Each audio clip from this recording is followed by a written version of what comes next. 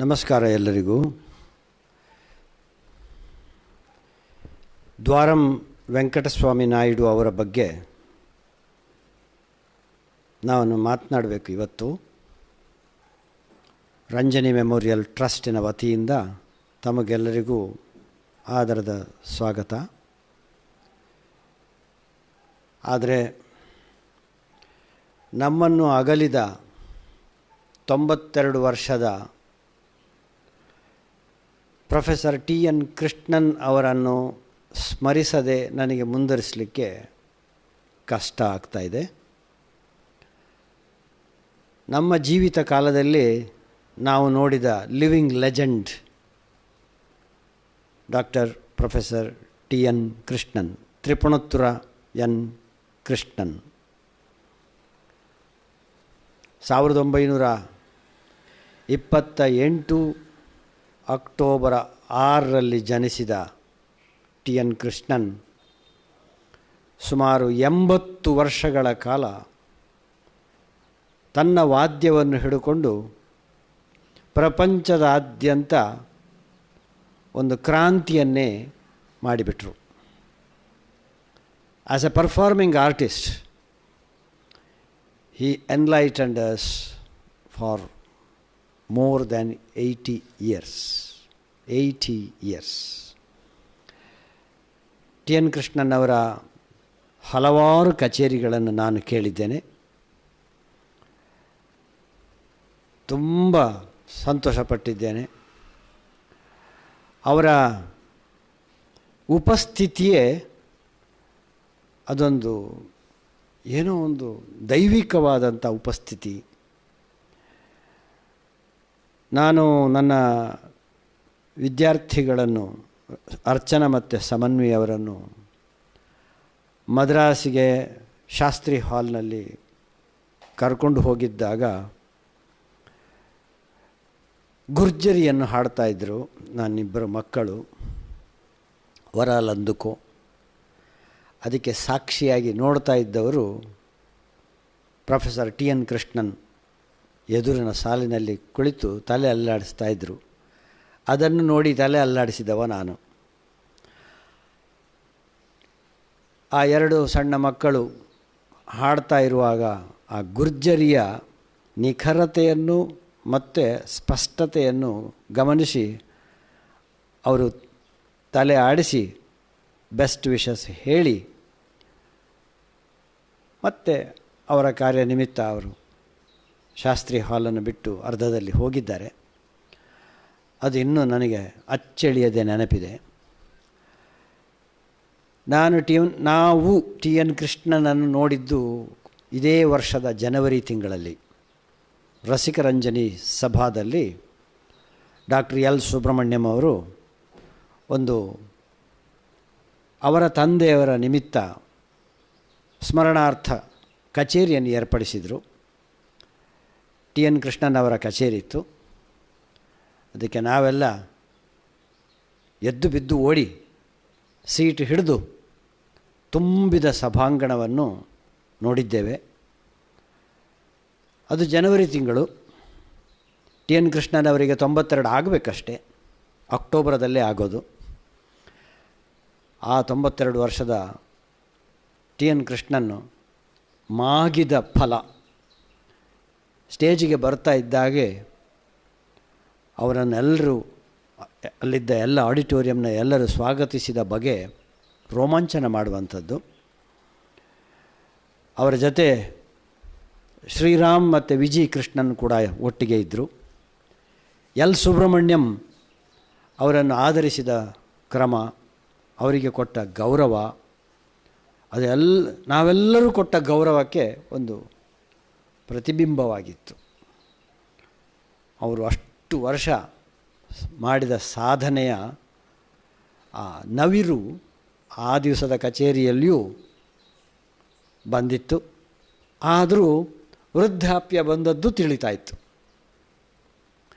ಅಂತ T N Krishnan ಅವರು ಮೊನ್ನೆ ನವಂಬರ್ 2 2020 92 ವರ್ಷ ಮುಗಿಸಿ 93ನೇ ವರ್ಷಕ್ಕೆ ಕಾಲಿಟ್ಟಾಗ ನಮ್ಮನ್ನು ಅಗಲಿ ಹೋಗಿದ್ದಾರೆ. ಅವರನ್ನು ಸ್ಮರಿಸಿಕೊಳ್ಳುತ್ತಾ ಅವರ ನೆನಪಿಗೆ ಕಳೆದ ಶತಮಾನದಲ್ಲಿದ್ದ ದ್ವಾರಂ ವೆಂಕಟಸ್ವಾಮಿ ನಾಯ್ಡು ಅವರ ವಯಲಿನ್ ಕ್ರಾಂತಿಯ ಬಗ್ಗೆ ನಾನಿವತ್ತು ಮಾತಾಡಲಿಕ್ಕಿದ್ದೇನೆ.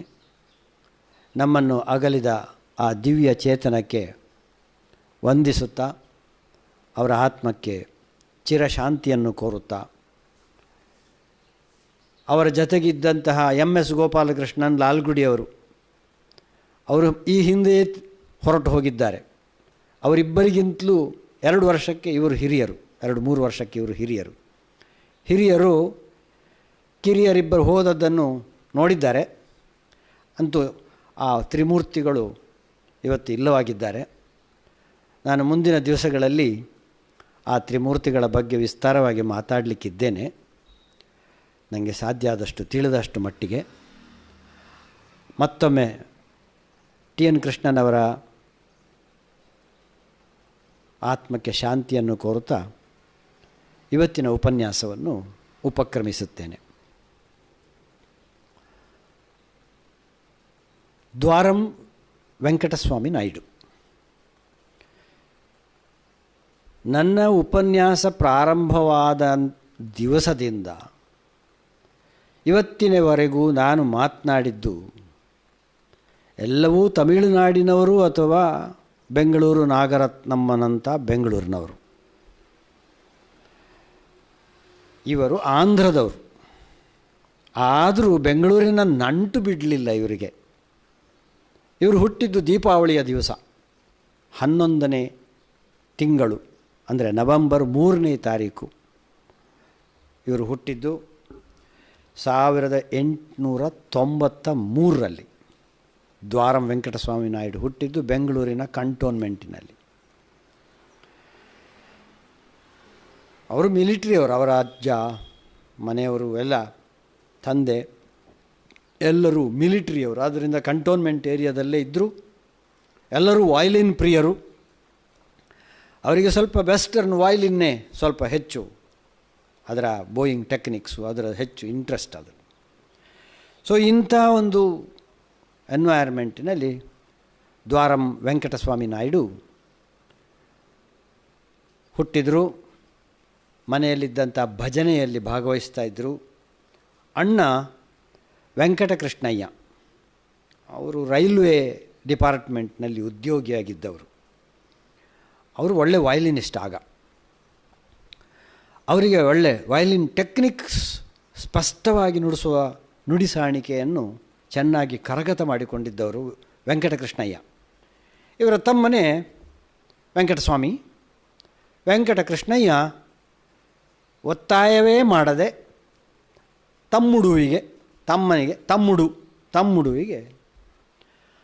ವೆಂಕಟಸ್ವಾಮಿಗೆ ವಯಲಿನ್ ಹೇಳಿಕೊಟ್ರು. ಮನೆಯಲ್ಲಿ ದೊಡ್ಡ ದೊಡ್ಡ ವಿದ್ವತ್ಪೂರ್ಣ ಜನಗಳೇ ಇರುವುದು, ಪ್ರೌಢರು. ಹಾಗಾಗಿ ದೊಡ್ಡ ವಿದ್ವತ್ ಸಭೆಯೇ ಮನೆಯಲ್ಲೆಲ್ಲ. ವೆಂಕಟಕೃಷ್ಣಯ್ಯನವರಿಂದಾಗಿ ವಯಲಿನು, ಸಂಗೀತ, ಅದು ಇದು ಭಜನೆ ಇದೆಲ್ಲ ಹೆಚ್ಚು ನಡೀತಾ ಇತ್ತು. ಕಾಲಕ್ರಮೇಣ ಬೆಂಗಳೂರಿನಿಂದ ಇವರು ವಿಶಾಖಪಟ್ಟಣಕ್ಕೆ ಇಮ್ಮಿಗ್ರೇಟ್ ಆದರು, ವಲಸೆ ಹೋದರು. ಸಣ್ಣ ಹುಡುಗನಿದ್ದಾಗಲೇ ವಿಶಾಖಪಟ್ಟಣದಲ್ಲಿ ವೆಂಕಟಸ್ವಾಮಿಯನ್ನು ಶಾಲೆಗೆ ಸೇರಿಸಿದರು. ಶಾಲೆಯಲ್ಲಿ 3ನೇ ಕ್ಲಾಸ 4ನೇ ಕ್ಲಾಸ ಇರಬೇಕು. ವೆಂಕಟಸ್ವಾಮಿ ಪಾಠವನ್ನು ಅಷ್ಟಾಗಿ ಕೇಳುವುದಿಲ್ಲ ಅಂತ ಟೀಚರ್ ಇದ್ದು ಪುಕಾರು. ಯಾಕೆ ಅಂತ ಗೊತ್ತಿಲ್ಲ, ಇವನಿಗೆ ಇಂಟ್ರೆಸ್ಟ್ ಇಲ್ಲ. ಬೋರ್ಡ್ನಲ್ಲಿ ಬರೆದದ್ದನ್ನೆಲ್ಲ ಓದು ಅಂತೇಳಿ ಹೇಳಿದರೆ ಓದಲಿಕ್ಕೆ ಹಿಂದೇಟು ಹಾಕ್ತಿದ್ದ. ಟೀಚರು ಬೈಲಿಕ್ಕೆ ಶುರು ಮಾಡಿದರು. ದ್ವಾರಮಿಗೆ ಬೇಜಾರಾಯಿತು. ಮನೆಗೆ ಬಂದು ಪ್ರತಿ ದಿವಸ ಅವರು ಟೀಚರ್ ಬೈದರು, ನನಗೆ ಬೈತಾರೆ, ಛೇಡಿಸ್ತಾರೆ, ಹಂಗಿಸ್ತಾರೆ, ಬೈತಾರೆ ಅಂತ. ಒಂದು ದಿವಸ ಆ ಟೀಚರಿಗೆ ತಡ್ಕೊಳ್ಳಿಕ್ಕಾಗೋದಿಲ್ಲ. ಎಲ್ಲ ಮಕ್ಕಳ ಎದುರಿನಲ್ಲಿ ಕುರುಡ, ಓದಲಿಕ್ಕಾಗೋದಿಲ್ಲ ಅವನಿಗೆ. ಬೋರ್ಡಲ್ಲಿ ಅಷ್ಟು ದೊಡ್ಡದಾಗಿ ಬರ್ತಿದ್ದೇನೆ, ಓದೋದಿಲ್ಲ ಅವನು. ಮಣ್ಣು ತಿನ್ಲಿಕ್ಕೆ ಮಣ್ಣು ಹಿಡಿದುಕೊಂಡು ಹೋಗ್ಲಿಕ್ಕೆ ಆದಿತ್ತೀವ, ಏನು ಪ್ರಯೋಜನ ಇಲ್ಲ. ಅವನು ಛೇಡಿಸಿ ಬೈದು ಹಂಗಿಸಿ ಮರ್ಯಾದೆ ತೆಗೆಸಿ ಓಡಿಸಿದ್ರು ಶಾಲೆಯಿಂದ. ಹೋಗಿ ನಿನ್ನ ಮನೆಗೆ, ಹೆಂಗೆ ಓದಲಿಕ್ಕೆ ಆಗೋದಿಲ್ಲ ನಿನಗೆ ಅಂತ. ಮನೆಗೆ ಬಂದು ಹೇಳುವಾಗ ತಂದೆ ಮತ್ತು ಅಜ್ಜನಿಗೆ ರೌದ್ರದಷ್ಟು ಕೋಪದ ಬಂತು. ಯಾಕಂದರೆ ವೆಂಕಟಸ್ವಾಮಿಗೆ ಸಮೀಪ ದೃಷ್ಟಿ ಇರೋದು ಅಥವಾ ಶಾರ್ಟ್ ಸೈಟೆಡ್ನೆಸ್, ಕಣ್ಣು ಮಂದವಾಗಿರೋದು ಅಜ್ಜನಿಗೂ ತಂದೆಗೂ ಗೊತ್ತಿತ್ತು. ಸ್ವಲ್ಪ ಕಣ್ಣು ಮಂದ ಇದೆ ಹುಡುಗನಿಗೆ ಅಂತ. ಶಾಲೆಯಲ್ಲಿ ಅವರು ಹೇಳಿದರೂ ಕೂಡ ಟೀಚರಿಗೆ ಅಷ್ಟು ಅದನ್ನು ಸೀರಿಯಸ್ ಆಗಿ ತಗೊಳ್ಳದೆ ಸಿಕ್ಕಾಬಟ್ಟೆ ಬೈದು, ಹಿಗ್ಗ ಮುಗ್ಗ ಬೈದು, ವೆಂಕಟಸ್ವಾಮಿ ಶಾಲೆಗೆ ನಾನಿನ್ನು ಹೋಗೋದೇ ಇಲ್ಲ ಅಂತ ಹೇಳಿದರು. ಅಜ್ಜ ಮತ್ತು ತಂದೆ ಶಾಲೆಗೆ ಬಂದು ಆ ಶಾಲೆಗೆ ಶಾಲೆಯ ಎಲ್ಲ ಟೀಚರ್ಸ್ಗಳಿಗೆ ಬೈದು ನನ್ನ ಮಗನನ್ನು ಮಗುವನ್ನು ಕಳಿಸೋದೇ ಇಲ್ಲ ಶಾಲೆಗೆ ಅಂತೇಳಿ ವಿಡ್ರಾನ್ ಫ್ರಮ್ ದ ಸ್ಕೂಲ್. ಶಾಲೆ ಮುಗೀತು. ಇವನಿಗೆ ಭಾರೀ ಬೇಸರ. ಶಾಲೆ ಹೋಯ್ತು ಅಂತ ಮಗುವಿಗೆ ಸ್ವಲ್ಪ ಬೇಸರ ಉಂಟು. ಸಂಗೀತ ನಾನು ಮನೆಯಲ್ಲಿ ಹೋಮ್ ಸ್ಕೂಲಿಂಗ್ ಹಾಗಾದರೆ ಅಂತ. ಹೌದು. ಆಗ ಒಬ್ಬರು ಹಿರಿಯರೊಬ್ಬರು ಬಂದು ಇವನ ನುಡಿಸಾಣಿಕೆಯನ್ನು ನೋಡಿ, ವೆಂಕಟಕೃಷ್ಣಯ್ಯ ಅಣ್ಣನ ತರಬೇತಿಯಿಂದ ತಗೊಂಡಂಥ ನುಡಿಸಾಣಿಕೆಯನ್ನು ನೋಡಿ, ಸಂಗೀತ ಪ್ರಪಂಚವೇ ఆశీర్వదిస్తుంది, ಅಭಿನಂದಿస్తుంది, ಆದ್ದರಿಂದ ಕಂಟಿನ್ಯೂ ಮಾಡು, ನೀನು ಇದನ್ನೇ ಮಾಡು, ನೀನು ಶಾಲೆಗೆ ಹೋಗಬೇಡ ಅಂತ ಹೇಳಿದರು. ಇಡೀ ಪ್ರಪಂಚವೇ ನಿನಗೆ ಅಭಿನಂದನೆ ಕೊಡ್ತದೆ, ಆಶೀರ್ವಾದ ಮಾಡ್ತದೆ, ಏ ಹುಡುಗ ಬೇಸರ ಮಾಡಬೇಡ, ಮುಂದುವರಿಸು ಅಂತ. ಅದು ಆಂಗ್ಲೇಯರ ಶಾಲೆ, AVN ಶಾಲೆ ಮತ್ತು AVN ಕಾಲೇಜು. ಅದೇ ಮುಂದಕ್ಕೆ ಹಿಂದೂ ಕಾಲೇಜ್ ಅಂತೇಳಿ ನಾಮಕರಣಗೊಂಡಿತು. ಆಶ್ಚರ್ಯ ಅಂತ ಹೇಳಿದ್ರೆ, ಪ್ಯಾರಾಡಾಕ್ಸ್ ಅಂತ ಹೇಳಿದ್ರೆ, ಹಿಂದೂ ಕಾಲೇಜ್ ಆಗಿ ಅದು ಬಹಳ ದೊಡ್ಡ ಕಾಲೇಜು ಅಂತೇಳಿ ಹೆಸರು ಮಾಡಿದಾಗ ಅದರ ಎಲುಮಿನಸ್ ಆಗಿ ಅವರು ನೆನೆದುಕೊಂಡದ್ದು ದ್ವಾರಂ ವೆಂಕಟಸ್ವಾಮಿ ನಾಯ್ಡನ್ನು. ಯಾವ ಹುಡುಗನನ್ನು ಹಿಗ್ಗ ಮುಗ್ಗ ಜರಿದು ಥಳಿಸಿ ಓಡಿಸಿದ್ರೋ ಅದೇ ಶಾಲೆಯವರು ಮತ್ತೆ ತಮ್ಮ ಹೆಗ್ಗಳಿಕೆಯ ಹೆಮ್ಮೆಯ ಹುಡುಗ ವಿದ್ಯಾರ್ಥಿ ಅಂತೇಳಿ ಹೇಳಿಕೊಂಡದ್ದು ದ್ವಾರಂ ವೆಂಕಟಸ್ವಾಮಿ ನಾಯ್ಡುವನ್ನು. ಇದು ಐರನಿ. ತುಂಬ ವರ್ಷಗಳಾದ ಮೇಲೆ ದ್ವಾರಂ ನುಡಿಸ್ತಾ ಇರುವಂಥ ಕ್ರಮ ನೋಡಿ ಆ ಟೀಚರು ನೋಡಿ ಕೇಳಿಬಿಟ್ರಂತೆ ಕಚೇರಿ, ಈ ಹುಡುಗ ಫೇಮಸ್ ಆಗ್ತಾ ಇದ್ದಾನೆ. ಟೀಚರು ಎದುರಿನಲ್ಲೇ ಕೂತ್ಬಿಟ್ಟಿದ್ದಾರೆ. ಕಣ್ಣಲ್ಲಿ ಧಾರಾಕಾರವಾಗಿ ನೀರು ಸುರಿಸಿ ಕಚೇರಿ ಆದ ಕೂಡಲೇ, ಸಾರಿ ಮಗನೇ, ಏನೋ ಹೇಳಿಬಿಟ್ಟೆ, ಆಗ ನನಗೆ ಗೊತ್ತಿರಲಿಲ್ಲ ನೀನೊಂದು ಇಂಥ ಒಂದು ಪ್ರೊಡಿಜಿಯಸ್ ಹುಡುಗ ಅಂತೇಳಿ ಕ್ಷಮೆ ಕೇಳಿದಂಥ ಒಂದು ಘಟನೆ ನಡೆದಿದೆ. ಈ ಅಣ್ಣ ತಮ್ಮುಡುವನ್ನು ಎಲ್ಲ ಕಚೇರಿಗೆ ಒಯ್ತಾ ಇದ್ದ. ಕಾಕಿನಾಡದ ಸರಸ್ವತಿ ಗಾನ ಸಭಾ ಬಹಳ ಪ್ರಾಮಿನೆಂಟ್ ಸಭಾ ಅದು ಕಾಕಿನಾಡದು. ಅಲ್ಲಿ ಘಟಾನುಘಟಿಗಳು ಸಂಗೀತಗಾರರೆಲ್ಲ ಬರ್ತಾ ಇದ್ದಂತಹ ಒಂದು ಸಭಾ ಅದು. ಅಲ್ಲಿಗೆ ತಮ್ಮುಡುವನ್ನು ಅಣ್ಣ ಕರ್ಕೊಂಡು ಹೋಗ್ತಾ ಇದ್ದ ವೆಂಕಟಕೃಷ್ಣಯ್ಯ. ಅಲ್ಲಿ ಪಟ್ನಂ ಸುಬ್ರಹ್ಮಣ್ಯಯ್ಯರವರ ಶಿಷ್ಯ ನಂದಿಗಣ ವೆಂಕಣ್ಣ ಅಂತ ಬರ್ತಿದ್ರು. ಅವರ ಭಾವನಂಟ ತುಮ್ರಡ ಸಂಗಮೇಶ್ವರ ಶಾಸ್ತ್ರಿ. ಅವರು ವೀಣೆಯಲ್ಲಿ ಬಹಳ ಫೇಮಸ್. ಇವರು ಫೇಮಸ್ ಆದರೂ ನಮಗೆ ಯಾಕೆ ಗೊತ್ತಿಲ್ಲ ಅಂತೇಳಿ ಹೇಳಿದರೆ, ಅವರು ತಮಿಳುನಾಡಿಗೆ ಬಂದದ್ದು ಕಡಿಮೆ. ತಮಿಳರು ಫೇಮಸ್ ಆದರೆ ಫೇಮಸ್ ಆಗೋದಕ್ಕೆ ಏನೆಲ್ಲ ಮಾಡಬೇಕು ಅಂತ ಹೇಳುವಂಥ ಟೆಕ್ನಿಕ್ಸ್ ಅವ್ರಿಗೆ ಗೊತ್ತಿದೆ. ಆಂಧ್ರದವರು ಅಷ್ಟು ಕಲೀಲಿಲ್ಲ. ಅವರು ಸ್ವಲ್ಪ ಅವರಷ್ಟಕ್ಕೆ, ಕರ್ನಾಟಕದವರು ಸಾಗಿ ಅವರು ಅವರಷ್ಟಕ್ಕೆ. ತುಮುರಡ ಸಂಗಮೇಶ್ವರ ಶಾಸ್ತ್ರಿ ಮತ್ತು ವೆಂಕಣ್ಣ ಇವರ ಕಚೇರಿಯನ್ನು ಕೇಳಿ ನಮ್ಮ ವೆಂಕಟಸ್ವಾಮಿ ಬಹಳ ಪ್ರೇರಿತನಾದ. ವೆಂಕಣ್ಣ ದ್ವಾರಂ ವೆಂಕಟಸ್ವಾಮಿ ನಾಯ್ಡುವಿನ ಅಣ್ಣ ವೆಂಕಟಕೃಷ್ಣಯ್ಯನ ಗುರುಗಳು. ಹಾಗಾಗಿ ಅವರಿಗೆ ಭಾರಿ ಸುಲಭ ಆಯಿತು, ಪಾಠ ಎಲ್ಲ ಸುಲಭದಲ್ಲಿ ನೇರ ಪಾಠ ಸಿಕ್ಕಿತು. ಸ್ಪಷ್ಟತೆ, ಸಾಹಿತ್ಯಕ್ಕೆ ಹೆಚ್ಚು ಒತ್ತು ಕೊಡುವುದು ಕಲಿತುಕೊಂಡ ಹುಡುಗ. ಅಣ್ಣನ ಶಿಫಾರಸ್ಸಿನ ಮೇಲೆ ತಮ್ಮುಡು ವಿಜಯನಗರದ ಮಹಾರಾಜ ಕಾಲೇಜಿಗೆ 1919 ಮ್ಯೂಸಿಕ್ ಪದವಿಗಾಗಿ ಸೇರಿಕೊಂಡ. ಗಜಪತಿರಾಜು, ಅಲಕನಾರಾಯಣ ಗಜಪತಿರಾಜು, ಇವರು ಪ್ರಸಿದ್ಧ ಹರಿಕಥಾ ವಿದ್ವಾಂಸ ಆದಿಭಟ್ಲ ನಾರಾಯಣದಾಸ, ಇವರೆಲ್ಲ ಇದ್ದಂತಹ ಒಂದು ಕಾಲೇಜದು. ಅಲ್ಲಿ ಇವರ ವಿದ್ಯೆಗೆ ಮರ್ಯಾದೆ ಸಿಕ್ಕಿತು. ಆ ಕುರುಡ ಅಂಧ ಕಲಾವಿದ ಆದರೂ ಕೂಡ ಅದಕ್ಕೆ ಮಾರ್ಜಿನ್ ಕೊಟ್ಟು ಇವರನ್ನು ಪುರಸ್ಕರಿಸಿದ್ದಲ್ಲ. ಇವನಲ್ಲಿ ಅತ್ಯಪೂರ್ವವಾದಂತಹ ಪಾಂಡಿತ್ಯ ಇದ್ದದ್ರಿಂದ ಅಲ್ಲಿದ್ದವರು ಎಲ್ಲರೂ ವಿದ್ವಾಂಸರು ಇವನನ್ನು ಬಹಳ ಹೊಗಳಿ ಮರ್ಯಾದೆ ಕೊಟ್ಟು ಆ ಕಾಲೇಜಿನಲ್ಲಿಯೇ ಲೆಕ್ಚರರ್ ಆಗಿ ಅಪಾಯಿಂಟ್ ಮಾಡಿದರು. ಬಹಳ ವರ್ಷಗಳವರೆಗೂ ಅದೇ ಕಾಲೇಜಿನಲ್ಲಿ ಪ್ರೊಫೆಸರ್ ಆಗಿ ವೆಂಕಟಸ್ವಾಮಿ ನಾಯ್ಡು ವಯಲಿನ್ ಪ್ರೊಫೆಸರ್ ಆಗಿದ್ದರು. ತನ್ನ ಅಕ್ಕನ ಮಗಳು 1920 ಜಯಮ್ಮ ಅಂತ ಅವರೊಟ್ಟಿಗೆ ಮದುವೆಯೂ ಆಯಿತು. 5 ಮಕ್ಕಳು ಆಗಿದೆ. ಕಾಲೇಜಿಗೆ ಹೋದರೆ ಕೇವಲ 2 ಗಂಟೆ ಕಾಲೇಜಿನಲ್ಲಿ ಪ್ರೊಫೆಸರ್ ಕೆಲಸ ಮಾಡೋದು, 8ರಿಂದ 10ವರೆವರೆಗೆ ಬೆಳಿಗ್ಗೆ ಪಾಠ ಮಾಡೋದು, ಮನೆಗೆ ಬಂದು ಮತ್ತೆ ಪ್ರಾಕ್ಟೀಸ್, ಇಡೀ ದಿವಸ ಪ್ರಾಕ್ಟೀಸ್ ವಯಲಿನ್ನಲ್ಲಿ.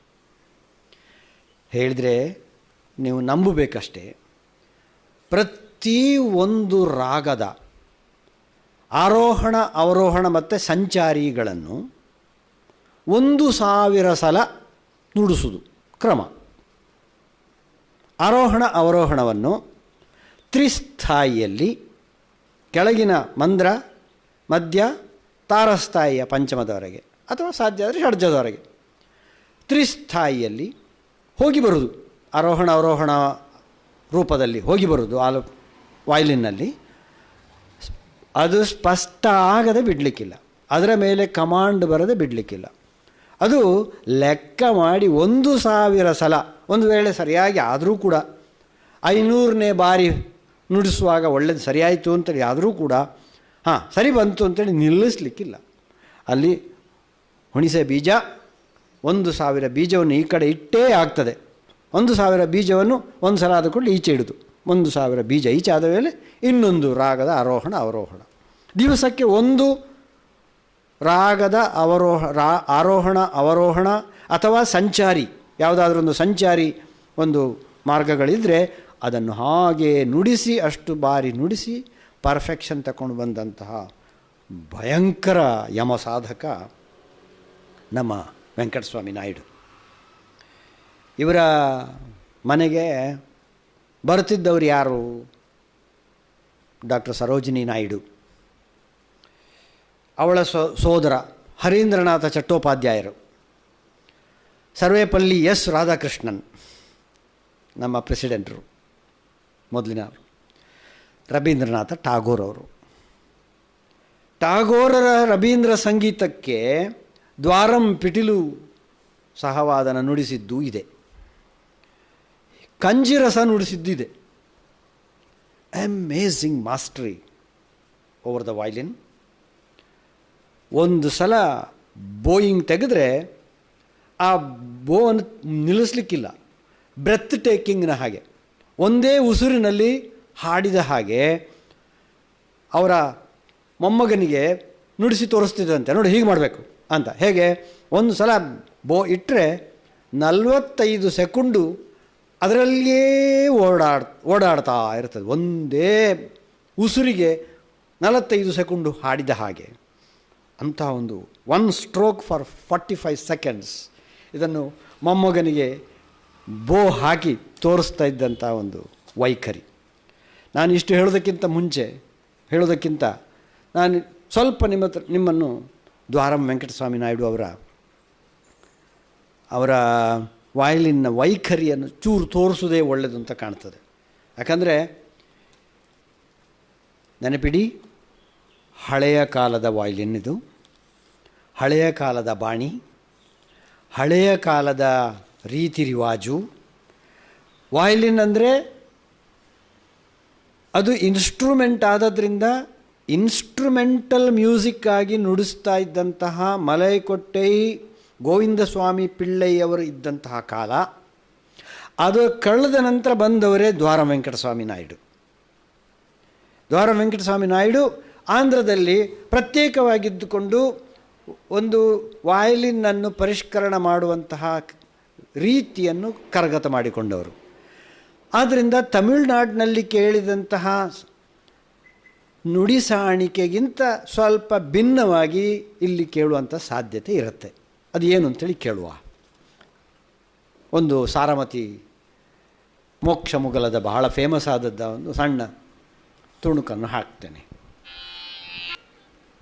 ಸಾಹಿತ್ಯ ಬಹಳ ಇಂಪಾರ್ಟೆಂಟಾಗಿ ಕೇಳ್ತಾ ಇದೆ ಇದರಲ್ಲಿ. ಮೋಕ್ಷ ಮುಗಲದ ಅದು ಬಹಳ ಚೆನ್ನಾಗಿ ಕೇಳಿಸ್ತಾ ಇದೆ.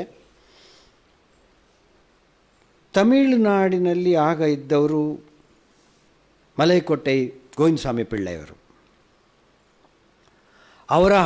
ಅವರ ವಯಲಿನ್ ನುಡಿ ಸಾಣಿಕೆಯ ಧ್ವನಿ ಮುದ್ರಿಕೆ ನಮ್ಮ ಹತ್ರ ಇಲ್ಲ. ಆದರೆ ಅವರ ನಂತರದ ಅಂದರೆ ದ್ವಾರಂ ವೆಂಕಟಸ್ವಾಮಿ ನಾಯ್ಡು ಅವರ ಸಮಕಾಲೀನರಾಗಿ, ಅವರಿಗಿಂತ ಜೂನಿಯರ್ ಆಗಿ, ದ್ವಾರಂನವರ ಜೂನಿಯರ್ ಆಗಿದ್ದವರು ರಾಜಮಾಣಿಕ್ಯಂ ಪಿಳ್ಳೈ, ಕುಂಭಕೋಣಂ ರಾಜಮಾಣಿಕ್ಯಂ ಪಿಳ್ಳೈ, ಟಿ ಚೌಡಯ್ಯ, ಪಾಪ KS ವೆಂಕಟರಾಮಯ್ಯ. ಈ 3 ಜನರ ಹೆಸರು ಈಗ ಹೇಳ್ತೇನೆ. ಇವರ ಬಗ್ಗೆ ಮುಂದಿನ ನಮ್ಮ ಕಂತಿನಲ್ಲಿ ಅವರ ಬಗ್ಗೆ ನಾನು ಮಾತನಾಡುವನಿದ್ದೇನೆ. ಆದರೂ ದ್ವಾರಂ ಹೇಗೆ ಭಿನ್ನ ಅಂತೇಳಿ ಹೇಳಬೇಕಾದ್ರೆ ನೀವು ಕುಂಭಕೋಣಂ ರಾಜಮಾಣಿಕ್ಯಂ ಪಿಳ್ಳೆಯವರ ಒಂದು ಸಣ್ಣ ತುಣುಕನ್ನು ಕೇಳಬೇಕಾಗ್ತದೆ ಒಂಚೂರು.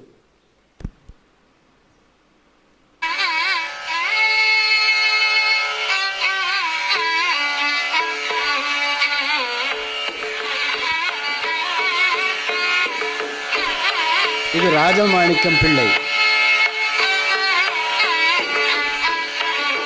ಚಿತ್ರ ಚ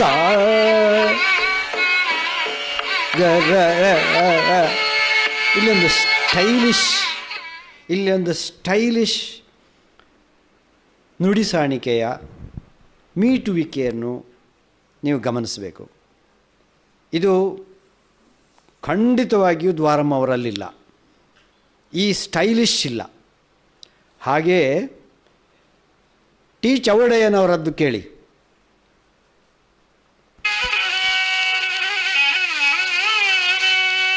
ಇದು 7 ತಂತಿಯ ಪಿಟೀಲು.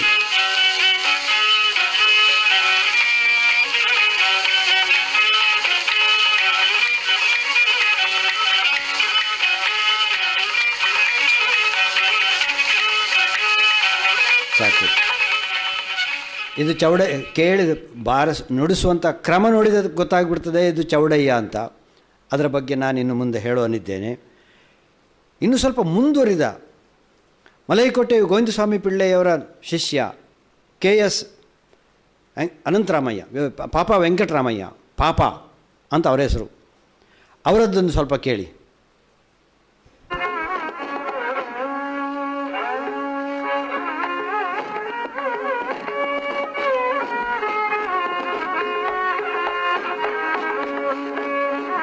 ಹರಿಕಾಂಬೋಜಿ, ದಿನಮಣಿ ವಂಶ,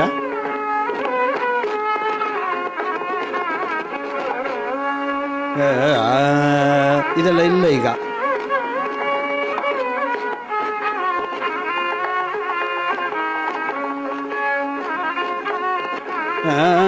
ಅದು ಹಾರ್ಮೋನಿಯಂನಲ್ಲಿ ನುಡಿಸಿದಾಗ ಈಗ ನುಡಿಸೋದಿಲ್ಲ.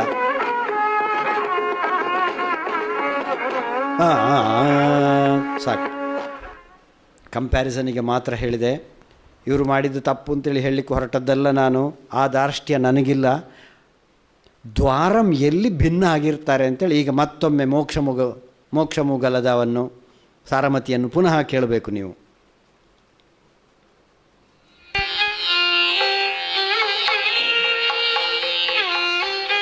ಕಮಾನಿನ ನಿಖರತೆ, ಅದರ ಸ್ಪೀಡು, ಪೇಸ್, ಸಾಹಿತ್ಯ ಸ್ಪಷ್ಟತೆ,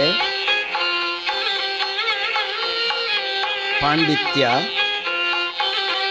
ಎದ್ದೆದ್ದು ಕಾಣುವಂಥ ದ್ವಾರಂ. ಇದು ದ್ವಾರಂ ಮಾತ್ರ ಹೀಗೆ ನುಡಿಸಬಲ್ಲರು. ಪ್ಯೂರಿಟಿ ಆಫ್ ಟೋನ್, ಅದಕ್ಕೆ ಅವರು ಇಂಪಾರ್ಟೆನ್ಸ್ ಕೊಟ್ಟದ್ದು ಪ್ರಪ್ರಥಮ ಬಾರಿಗೆ. ಚೌಡಯ್ಯನವರು ಒಂದು ಔರಾ ಕ್ರಿಯೇಟ್ ಮಾಡಿಬಿಡ್ತಾರೆ ರಾಗದ. ಈಗ ನೀವು ಕೇಳಿದ ವಾತಾಪಿ ಗಣಪತಿಯಲ್ಲಿ ಒಂದು ಒಂದು ಔರ, ಶಾಯಿ ಅಥವಾ ಇಂಕ್ ಚೆಲ್ಲಿದಾಗ ಪೇಪರ್ನ ಮೇಲೆ ಹೇಗೆ ಹರಡಿಕೊಳ್ತದೆ, ಅದು ಔರ. ಆ ಹರಡುವಿಕೆ, ಒಂದು ಹಂಸಧ್ವನಿಯ ಹರಡುವಿಕೆ ಕಾಣಿಸ್ತದೆ. ರಾಜಮಾಣಿಕ್ಯಂ ಪಿಳ್ಳೆಯಲ್ಲಿ ಒಂದು ಸ್ಟೈಲಿಶ್ ಇದೆ. ಪಾಪ ವೆಂಕಟರಾಮಯ್ಯ ಅವರು ಬರುವಾಗ ಅಲ್ಲಿ ಒಂದು ಸಾಹಿತ್ಯವನ್ನು ಹಾಗೆ ಕೊಡುವಂತಹ ಕ್ರಮ ಇದೆ. ಆದರೂ ಅಲ್ಲಲ್ಲಿ ಹಾರ್ಮೋನಿಯಂನ ನುಡಿ ಸಾಣಿಕೆಯ ಇನ್ಫ್ಲೂಯೆನ್ಸು ಅಲ್ಲಲ್ಲಿ ಮತ್ತು ಉಳ್ಕೊಂಡದ್ದು ಕೆಲವೆಲ್ಲ ರೆಲಿಕ್ ಆಫ್ ದ ಪಾಸ್ಟ್ ಕಾಣಿಸ್ತದೆ. ದ್ವಾರಂನಲ್ಲಿ ಇದೆಲ್ಲ ಬಿಟ್ಟೋಯ್ತು, ಇದೆಲ್ಲ ದೂರ ಆಯಿತು. ಇವರ ಪ್ಯೂರಿಟಿ ಆಫ್ ಟೋನನ್ನು ನೋಡಿ ಟಿ ಆರ್ ಮಹಾಲಿಂಗಂ ಅವರು ಇನ್ನು ಯಾರು ನಿಮಗೆ ಸಮಾನರೇ ಇಲ್ಲ ಅಂತೇಳಿ ಡಿಕ್ಲೇರ್ ಮಾಡಿದ್ದಾರೆ. ಆಗಿನ ಕಾಲಕ್ಕೆ ಮಾಲಿಯವರು ಯಾರನ್ನೂ ಹೊಗಳದಂಥ ಒಬ್ಬ ಮನುಷ್ಯ. ಟಿ ಆರ್ ಮಹಾಲಿಂಗಂ ಅವರು ದ್ವಾರಂ ಅವರನ್ನು ನಿಮಗೆ ಇನ್ನು ಯಾರು ಟೋನಲ್ ಕ್ವಾಲಿಟಿಯ ಬಗ್ಗೆ ಸರಿ ಸಮಾನರಿಲ್ಲ ಅಂತ ಡಿಕ್ಲೇರ್ ಮಾಡಿದ್ದಾರೆ. ದ್ವಾರಂ ಅವರಿಗೆ ಇದೆಲ್ಲ, ಅವರು ತುಂಬ ಎತ್ತರದ ಮನುಷ್ಯ, ಡಿಟ್ಯಾಚ್ಡ್, ಇದ್ದರೂ ಇಲ್ಲದವರ ಹಾಗೆ ಇರುವಂಥವರು. ಹೊಗಳಿದ್ರು ಕುಗ್ಗುವುದಿಲ್ಲ, ಹಿಗ್ಗುವುದಿಲ್ಲ, ತೆಗಳಿದ್ರು ಕುಗ್ಗದಂಥ ಜನ. ಒಂದು ಸಲ ಕಾಕಿನಾಡದ ಸರಸ್ವತಿ ಗಾನ ಸಭಾದಲ್ಲಿ ಅಷ್ಟು ವರ್ಷ ಕಚೇರಿ ಕೊಟ್ಟರೂ ಕೂಡ ಕಾಕಿನಾಡದವರು ಕರೀಲಿಲ್ಲ. ಮಲೆಕೊಟ್ಟೆ ಗೋವಿಂದಸ್ವಾಮಿ ಪಿಳ್ಳೆಯವರ ಕಚೇರಿಯನ್ನು ಏರ್ಪಾಟು ಮಾಡಿದರು. ಮಲೆಕೊಟ್ಟೆಯವರಿಗೆ ಬರಲಿಕ್ಕಾಗದೇ ಹೋಯಿತು. ಆಗ ದ್ವಾರಂ ವೆಂಕಟಸ್ವಾಮಿ ನಾಯ್ಡು ಅವರನ್ನು ಕರೆದರು. ಸೊ ಬಾರದಿದ್ದದ್ದಕ್ಕೆ ಸ್ಟೆಪ್ನಿ ಆಗಿ ಬಂದವರು Dwaram Venkataswamy Naidu. First public performance.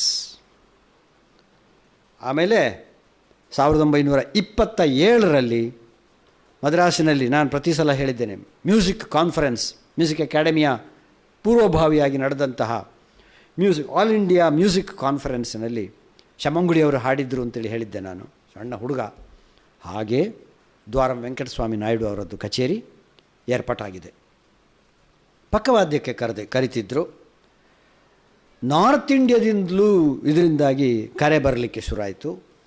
ಗ್ರಾಮ್ಫೋನ್ ಕಂಪನಿಯವರೆಲ್ಲ ಬಂದುಬಿಟ್ಟು 78 RPMನಲ್ಲಿ ಬೇಕಾದಷ್ಟು ರೆಕಾರ್ಡಿಂಗ್ಗಳನ್ನೆಲ್ಲ ಮಾಡಿಕೊಂಡ್ರು. ಆಲ್ ಇಂಡಿಯಾ ರೇಡಿಯೋದವರು top ranking all India radio artist ಅಂತೇಳಿ ದ್ವಾರಂ ವೆಂಕಟಸ್ವಾಮಿ ನಾಯ್ಡು ಅವರನ್ನು ಗುರುತಿಸಿದರು. ಹೀಗೆ ಅವರದ್ದು ಬೆಳವಣಿಗೆ ಹೋಗ್ತಾ ಬಂತು. ಮಾಲಿಯವರು ಹೊಗಳಿದಂಥ ದ್ವಾರಂ ಅವರಿಗೆ ವಿಜಯನಗರಂನಲ್ಲಿ ಕಚೇರಿ ಮಾಡುವಾಗ ಮಾಲಿಯವರೇ ಹೇಳಿದ್ರಂತೆ, ನನಗೆ ದ್ವಾರಮ್ಮೇ ಆಗಬೇಕು ಕೂತ್ಕೊಳ್ಳಿಕ್ಕೆ ಅಂತ. 3 ಕಚೇರಿಗೆ ಪಕ್ಕವಾದ್ಯ ನೀಡಿದ್ದಾರೆ. ಅವರ ಮಗಳು ಮಂಗತಾಯರು ಕೂಡ ಪ್ರಮುಖ ಪಕ್ಕವಾದ್ಯ ನೀಡಿ ಮಾಲಿಯವರಿಗೆ ಒಟ್ಟಿಗೆ ನುಡಿಸೋದಕ್ಕೆ ಸಹಕಾರಿಯಾಗಿದ್ದರು. ಮತ್ಸರವೇ ಇಲ್ಲದಂತಹ ಮಾಲಿಗೆ, ಮತ್ಸರವೇ ಇಲ್ಲದಂತಹ ದ್ವಾರಂನ ಒಂದು ಜೋಡಿ. ಇಂತಹ ಒಬ್ಬ ಅದ್ಭುತವಾದಂತಹ ವಯಲಿನಿಸ್ಟನ್ನು ನೋಡಿ ಮತ್ಸರಪಟ್ಟಂಥವರು ಸಹ ತುಂಬ ಜನ ಇದ್ದರು. ಅದಕ್ಕೆ ನಾನು ಹೀಗೆ ಹೇಳಿದೆ. ಅದರಲ್ಲಿ ಒಬ್ಬ ದೊಡ್ಡ ಆಂಧ್ರದ ಕ್ರಿಟಿಕ್, ಅವನಿಗೆ ತಡ್ಕೊಳ್ಳಿಕ್ಕಾಗಲಿಲ್ಲ. ಆ ಪುಣ್ಯಾತ್ಮ ಕೂಡ ವಯಲಿನಿಸ್ಟೇ.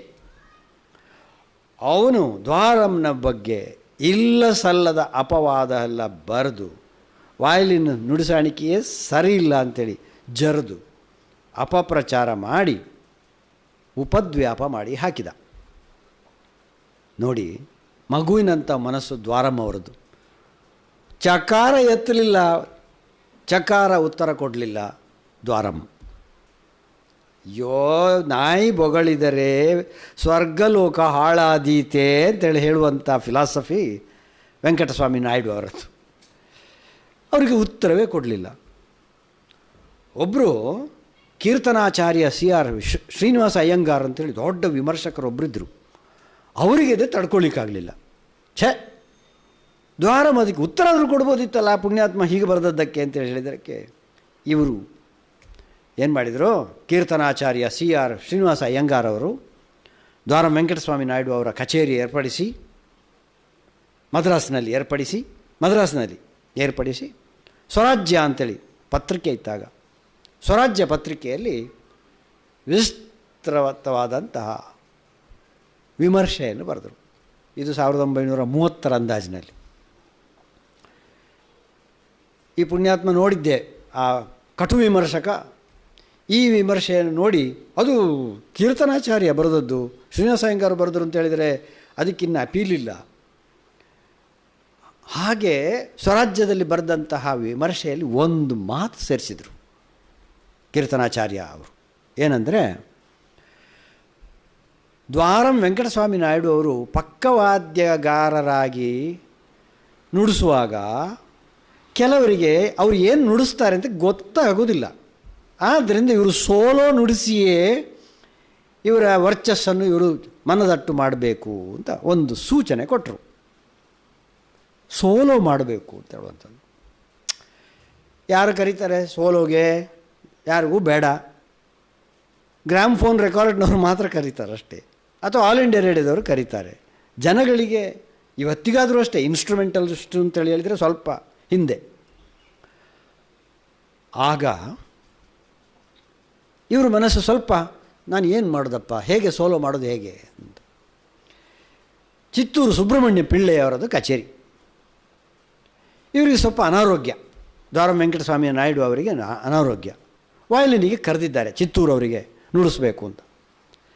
ವೆಂಕಟಸ್ವಾಮಿ ನಾಯ್ಡು ಅವರು ಹೇಳಿದರು, ನನಗೆ ಇವತ್ತು ಹುಷಾರಿಲ್ಲ, ಏನು ಕೊಡುವುದಿಲ್ಲ, ಕೈಕಾಲೆಲ್ಲ ಸ್ವಲ್ಪ ಬಹಳ ನಡುಗುತ್ತದೆ, ಅದ ಕಾರಣ ಒಂದು ಹೇಗಾರು ಒಪ್ಪಿಕೊಂಡಿದ್ದೆ, ನೀನು ಬೇರೆ ಮಾಡಲಿಕ್ಕೆ ಇಲ್ಲಿ ಯಾರು ವಯಲಿನಿಸ್ಟ್ ಇಲ್ಲದೇ ಇದ್ದರಿಂದ ನಾನೇ ನುಡಿಸ್ತೇನೆ, ಸ್ವಲ್ಪ ಸಾಧ್ಯ ಆದಷ್ಟು ಚುಟುಕಾಗಿ ಕಚೇರಿಯನ್ನು ನುಡಿಸಿದರೆ ಮುಗಿಸಿದರೆ ನನಗೆ ಸ್ವಲ್ಪ ಅನುಕೂಲ ಆಗ್ತಿತ್ತು, ಜ್ವರ ಬರ್ತಾಯಿದೆ ಜೋರು ಅಂತೇಳಿ.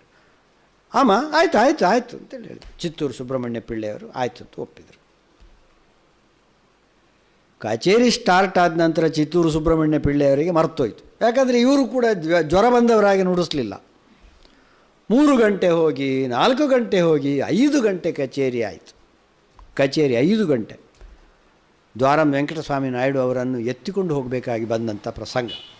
ಕಚೇರಿ ಆದ ಮೇಲೆ ತುಂಬ ಕಷ್ಟಪಟ್ಟರು. ಓಹೋ, ಇನ್ನೂ ಪಕ್ಕವಾದ್ಯ ನುಡಿಸೋದು ಅಲ್ಲ, ಸಾಕು ನನಗೆ. ಅಲ್ಲಿಗೆ ಪಕ್ಕವಾದ್ಯ ನುಡಿಸೋದನ್ನು ನಿಲ್ಲಿಸಿಬಿಟ್ರು. ಜನ ಎಲ್ಲ ಕೇಳಿದ್ರು, ಯಾಕೆ ನೀವು ಪಕ್ಕವಾದ್ಯ ನುಡಿಸೋದಿಲ್ಲ ಅಂತ. ಅದಕ್ಕೆ ಉತ್ತರ ಕೊಡಬೇಕಲ್ಲ, ಚಿತ್ರ ಸುಬ್ರಹ್ಮಣ್ಯ ಪಿಳ್ಳೆ ಅಂತೇಳಿ ಹೇಳೋದಾ? ಪಕ್ಕವಾದ್ಯ ನುಡಿಸಿದರೆ ಒಂದೆರಡು ತೊಂದರೆಗಳುಂಟು. ಏನಂದರೆ, ನಾವೇನಾದರೂ ಚೆನ್ನಾಗಿ ನುಡಿಸಿದ್ರೋ ಮುಖ್ಯ ಕಲಾವಿದ ಬೇಸರ ಮಾಡಿಕೊಳ್ತಾನೆ. ಯಾಕಂದರೆ ಇವರಿಗೆ ಸ್ವಲ್ಪ ಹೆಚ್ಚು ಚಪ್ಪಾಳೆ ಬೀಳ್ತದೆ, ಅವರಿಗೆ ಚಪ್ಪಾಳೆ ಬೀಳುವುದಿಲ್ಲ ಅಂತ. ಈ ಒಂದು ಪೈಪೋಟಿಯಲ್ಲಿ ಪಕ್ಕವಾದ್ಯಗಾರರಿಗೆ ಯಾವಾಗಲೂ ಟೆನ್ಷನ್ ತಪ್ಪಿದ್ದಲ್ಲ, ಅದು ಬೇಸರ ಮಾಡ್ತಾನೆ.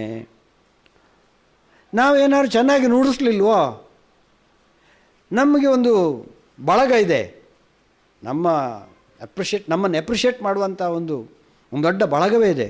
They feel offended. ಸರ್ ನನಗೆ ಯಾಕೆ ಹೀಗೆ ಮಾಡಿದರು ಅಂತ ಬೇಸರ ಪಟ್ಕೊಳ್ತಾರೆ.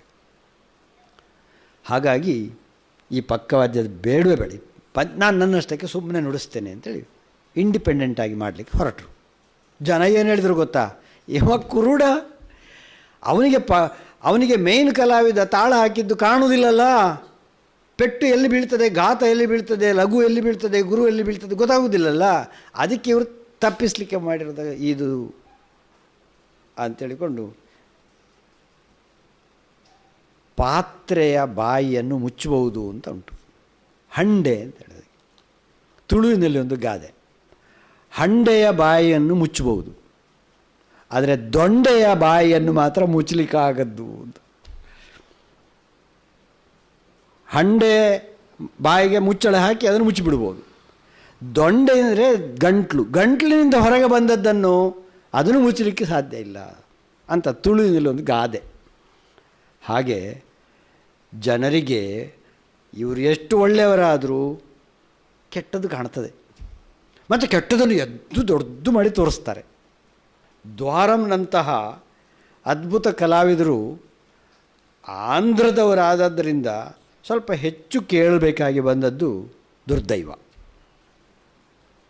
1941 ಅಂದಾಜಿಗೆ ತಮಿಳು ಸಂಗೀತದ ಒಂದು ಅಲೆ ಇತ್ತು ಅಂತೇಳಿ ನಾನು ಪ್ರತಿ ಬಾರಿಯೂ ಹೇಳ್ತಿದ್ದೆ ಅಲ್ಲ. ಆ ಸಮಯದಲ್ಲಿ ದ್ವಾರಂ ಇದು ಸ್ಟಾರ್ ಮೇಲೆ ಹೋಯಿತು. ವಿ ಶ್ರೀರಾಮ್ ಅವರು ಬರೀತಾರೆ ಏನಂದರೆ, ತಮಿಳು ಇಸೈ ಸಂಗಮ್ನವರು ತಮಿಳು ಇಸೈ ಬೇಕು ಅಂತೇಳಿ ಕೇಳಿದಾಗ ಮ್ಯೂಸಿಕ್ ಅಕಾಡೆಮಿಯವರು ಅದನ್ನು ವಿರೋಧಿಸಿದರು. ಮ್ಯೂಸಿಕ್ ಅಕಾಡೆಮಿಯವರಿಗೆ ಒಂದು ಅಪವಾದ ಇತ್ತು, ಇವರು ತಮಿಳು ಜನಗಳನ್ನು ಮಾತ್ರ ಮಣೆ ಹಾಕಿ ಕರೀತಾರೆ, ಬೇರೆ ಯಾರನ್ನು ಕರೆಯುವುದಿಲ್ಲ ಅಂತ.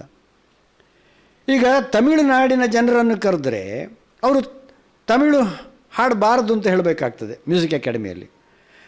ಅಥವಾ ತಮಿಳು ಬೇಡ ಅಂತ ಇವರಿಗಿಲ್ಲ, ಆದರೆ ಎಲ್ಲವನ್ನೂ ತಮಿಳು ಮಾಡಲಿಕ್ಕೆ ಸಾಧ್ಯ ಇಲ್ಲ ಅಂತ ಹೇಳುವಂಥದ್ದು ಮ್ಯೂಸಿಕ್ ಅಕಾಡೆಮಿಯವರ ವಾದ. ಹಾಗಾಗಿ ಇಲ್ಲಿಗೆ ಕರೆದ್ರೆ ಆ ಆರ್ಟಿಸ್ಟಿಗೆ ಉಭಯ ಸಂಕಟ. ತಮಿಳು ಇಸೈ ಸಂಗಮ್ನವರು ಏನು ಹೇಳಿಬಿಡ್ತಾರೋ ಅಂತ. ಬಂದರೂ ತೊಂದರೆ, ಬಾರದಿದ್ದರೂ ತೊಂದರೆ. ಬಾರದಿದ್ದರೆ ಮ್ಯೂಸಿಕ್ ಅಕಾಡೆಮಿಯವರು ನಮಗೆ ಇನ್ನೊಂದು ಸಲ ಅವಕಾಶ ಕೊಡದಿದ್ದರೆ ಅಂತ ಹೇಳುವಂಥ ಬೇಸರ. ಹೀಗಾಗಿ ಮ್ಯೂಸಿಕ್ ಅಕಾಡೆಮಿಯವರೇ ಒಂದು ಪ್ಲ್ಯಾನ್ ಮಾಡಿದರು. ಏನು, ಯಾರೂ ಇವರು ಬೇಡ, ದ್ವಾರಂ ವೆಂಕಟಸ್ವಾಮಿ ನಾಯ್ಡು ಅವರನ್ನು ಕರೆಸಿಬಿಟ್ಟು ಸಂಗೀತ ಕಲಾನಿಧಿ ಎಂದು ಗುರುತಿಸಿ 1941 ಪುರಸ್ಕರಿಸಿದರು. ಅದಕ್ಕೆ ಯಾವಾಗಲೂ ಗವರ್ನರೋ ಹೈಕೋರ್ಟ್ ಜಸ್ಟಿಸೋ ದೊಡ್ಡ ದೊಡ್ಡ ಯಾರೋ ಒಬ್ಬರು ಆಢ್ಯ ಮನುಷ್ಯರು ಮದ್ರಾಸಿನ ಸುತ್ತಮುತ್ತಲ ಯಾರು ಕರೆಯುವುದು ಪದ್ಧತಿ. ಇದು ಹಾಗಲ್ಲ. ಈ ಸಲ ಯಾರೋ ದ್ವಾರಂ ವೆಂಕಟಸ್ವಾಮಿ ನಾಯ್ಡು ಅವರಿಗೆ ಪುರಸ್ಕರಿಸಲಿಕ್ಕೆ ಸಂಗೀತ ಕಲಾನಿಧಿಯನ್ನು ಕೊಡಲಿಕ್ಕೆ ಬಂದವರು ರಾಜ ಪೀತಾಂಬರಂ ಊರಿನ ರಾಜ ಅವರನ್ನೇ ಕರೆಸಿದರು. ಸೊ ಪೀತಾಪುರಂ ರಾಜ ಕಾನ್ಫರೆನ್ಸಿನ ಇನಾಗ್ರೇಷನ್ಗೆ ಆಹ್ವಾನಿಸಿದ್ದು. ಎಲ್ಲರೂ ಗಪ್ ಚಿಪ್. ಕಲ್ಕಿ ಕೃಷ್ಣಮೂರ್ತಿಯವರು ಹರಿತವಾದಂಥ ಲೇಖನಿಯಲ್ಲಿ ಎಲ್ಲವನ್ನೂ ನಿರ್ದುಷ್ಟವಾಗಿ ಬರಿತಿದ್ದವರು ಆ ವರ್ಷ ಇದಕ್ಕೂ ಯಾವುದೇ ತಕರಾರು ತೆಗೆಯಲಿಲ್ಲ. ವೆಂಕಟಸ್ವಾಮಿ ನಾಯ್ಡು ಅವರದ್ದು ಅದೊಂದು ಅದೃಷ್ಟ ಅಂತೇಳಿ ಇಟ್ಟುಕೊಳ್ಳೋಣ. ಇದರ ನಂತರ ಮೈಸೂರಿನ ಮಹಾರಾಜ ಕೃಷ್ಣರಾಜೇಂದ್ರ ಒಡೆಯರವರು, ಜಯಚಾಮರಾಜೇಂದ್ರ ಒಡೆಯರವರು ಇವರನ್ನು ಕರೆಸಿ ಸಂಗೀತ ರತ್ನಾಕರ ಅಂತೇಳಿ ಬಿರುದು ಕೊಟ್ಟು ದ್ವಾರಂ ಅವರನ್ನು ಆಸ್ಥಾನ ವಿದ್ವಾಂಸರನ್ನಾಗಿ ನೇಮಕ ಮಾಡಿದರು. ಟ್ರಾವೆಂಕೂರ್ನ ಸೇತು ಪಾರ್ವತಿಬಾಯಿ ಅವರು ಕೂಡ ಕರೆಸಿಬಿಟ್ಟು ಆಸ್ಥಾನ ವಿದ್ವಾಂಸರನ್ನಾಗಿ ನೇಮಕ ಮಾಡಿದರು. ಆಂಧ್ರದ ಸರಸ್ವತಿ ಗಾನಸಭಾ ಕಾಕಿನಾಡದವರು ಚಿನ್ನದ ಬ್ರೇಸ್ಲೆಟ್ ಕೊಟ್ಟು, ಆಂಧ್ರದ ಯೂನಿವರ್ಸಿಟಿಯಿಂದ ಡಾಕ್ಟರೇಟ್ ಕೊಟ್ಟು ಭಾರಿ ಸನ್ಮಾನಗಳಾಯಿತು. ಅಂತೂ ಸಂಗೀತ ಕಲಾನಿಧಿ ಬಂದದ್ದು ಅದೃಷ್ಟ ಒಲಿಯಿತು ಅಂತೇಳಿ ಇಟ್ಕೊಳ್ಳಿ. ಅದೃಷ್ಟ ಅಂದರೆ ಸಂಪತ್ತಿನ ಬಿರುದಾವಲಿಗಳ ಅಥವಾ ಪ್ರಶಸ್ತಿಗಳ ಸಂಪತ್ತು. ಇದು ದ್ವಾರಮಿಗೆ ಬೇಕೋ ಬೇಡೋ ಅಂತ ವಿಚಾರ ಬೇಡ, ಅದು ಬೇರೆ ಮಾತಾಡೋದು ಬೇಡ. ವಿಜಯನಗರಂನ ರಾಜ ದ್ವಾರಂನ ಮೇಲಿನ ಅಭಿಮಾನದಿಂದ ಇವರ ಕಣ್ಣಿಗೆ ಒಂದು ಆಪರೇಷನ್ ಮಾಡಿಸಿ ಕಣ್ಣು ಸರಿ ಮಾಡಿಸುವ ಅಂತ ಹೇಳುವಂಥ ಒಂದು ಹಠ ತೊಟ್ಟ. ಹಾಗೆ ದ್ವಾರಂ ಅವರ ಹತ್ರ ಒಂದು ಆಫರ್, ನಿಮ್ಮ ಕಣ್ಣು ಯುರೋಪಿಗೆ ಹೋಗಿ ನೀವು ಕಣ್ಣು ಸರಿ ಮಾಡಿಸಿಕೊಂಡು ಬನ್ನಿ, ಅದರ ಪೂರ್ತಿ ದುಡ್ಡು ಖರ್ಚು ನನ್ನದು. ಫ್ಲೈಟಲ್ಲಿ ಹೋಗೋದು, ಸಮುದ್ರ ದಾಟಿ ಹೋಗಬೇಕಾಗ್ತದೆ. ದ್ವಾರಂ ಒಪ್ಪಲಿಲ್ಲ. ಸಮುದ್ರ ಲಂಘನ ಆಗಲಿಕ್ಕಿಲ್ಲ. ಇದಕ್ಕೆ ಏನು ಮಾಡೋದು ಹೇಳಿ?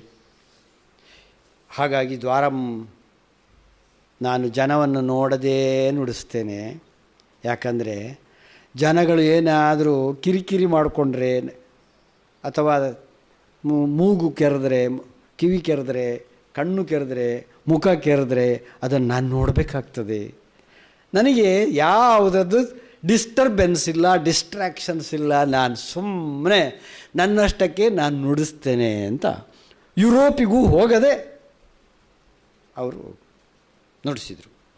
ಅವರ ರಿಯಾಕ್ಷನ್ಸನ್ನು ನೋಡದೆ ಬಾರಿಸುವುದೇ ಲೇಸು ಅಂತ ಡಿಕ್ಲೇರ್ ಮಾಡಿ ದ್ವಾರಂ ಅವರು ಕುರುಡಾಗಲಿಕ್ಕೆ ಬಯಸಿದರು, ಕುರುಡಾಗಿ ಕಂಟಿನ್ಯೂ ಆಗಲಿಕ್ಕೆ ಬಯಸಿದರು.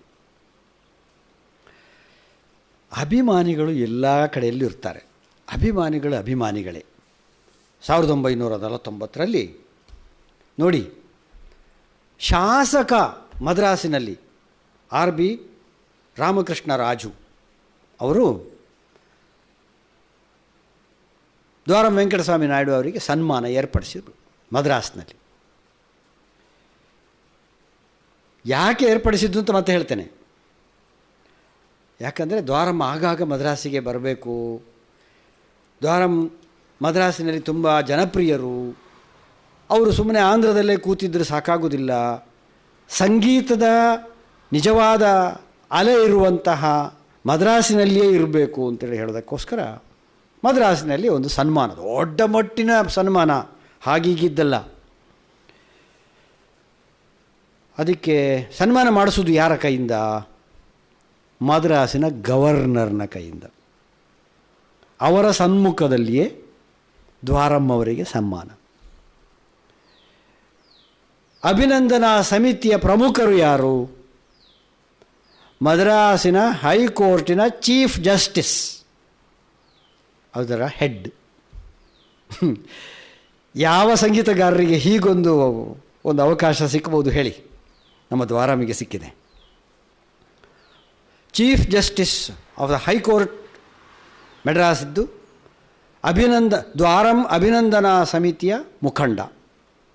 ಗೌರವ ಸನ್ಮಾನ ಮಾಡಲಿಕ್ಕೆ ಬರುವವರು ಗವರ್ನರ್, ಮಾಡ್ತಾ ಇರುವವರು KB ರಾಮಕೃಷ್ಣರಾಜು ಶಾಸಕರು. ಸರಿ, ಅವರು ಏನು ಮಾಡಿದರು ಶಾಸಕರು? ಇವರಿಗೆ ಮದ್ರಾಸಿಗೆ ಬಂದು ಮದ್ರಾಸಿನಲ್ಲಿ ಮನೆ ತೆಕ್ಕೊಳ್ಳುವ ಹಾಗೆ ಆಗಬೇಕು. ಅದಕ್ಕೊಂದು ಸ್ವಲ್ಪ ದೊಡ್ಡ ಮೊತ್ತದ ದುಡ್ಡು ಕೊಟ್ಟರೆ ದ್ವಾರಂ ಅವರು ಮದ್ರಾಸಿಗೆ ಬರ್ತಾರೆ, ಆಗ ವೆರಿ ಪಾಪ್ಯುಲರ್ ಆಗ್ತಾರೆ ಅಂತ ಹೇಳುವಂಥದ್ದು ಪ್ಲ್ಯಾನ್ ನಮ್ಮ ಶಾಸಕರದ್ದು, ರಾಮಕೃಷ್ಣ ರಾಜು ಅವರದ್ದು. 35,000 ಆಗಿನ ಕಾಲದಲ್ಲಿ, 1949 ನಮಗೆ ಸ್ವಾತಂತ್ರ್ಯ ಸಿಕ್ಕಿ 2 ವರ್ಷ ಆಗಿದಷ್ಟೇ. 35,000 ರೂಪಾಯಿ ಕಲೆಕ್ಟ್ ಮಾಡಿಸಿದರು. ಮಾಡಿಸಿ ಅಭಿನಂದನಾ ಭಾಷಣ, ಯಾರ್ದು? ಟೈಗರ್ ವರದಾಚಾರ್ಯರವರಿಂದ ಅಭಿನಂದನಾ ಭಾಷಣ.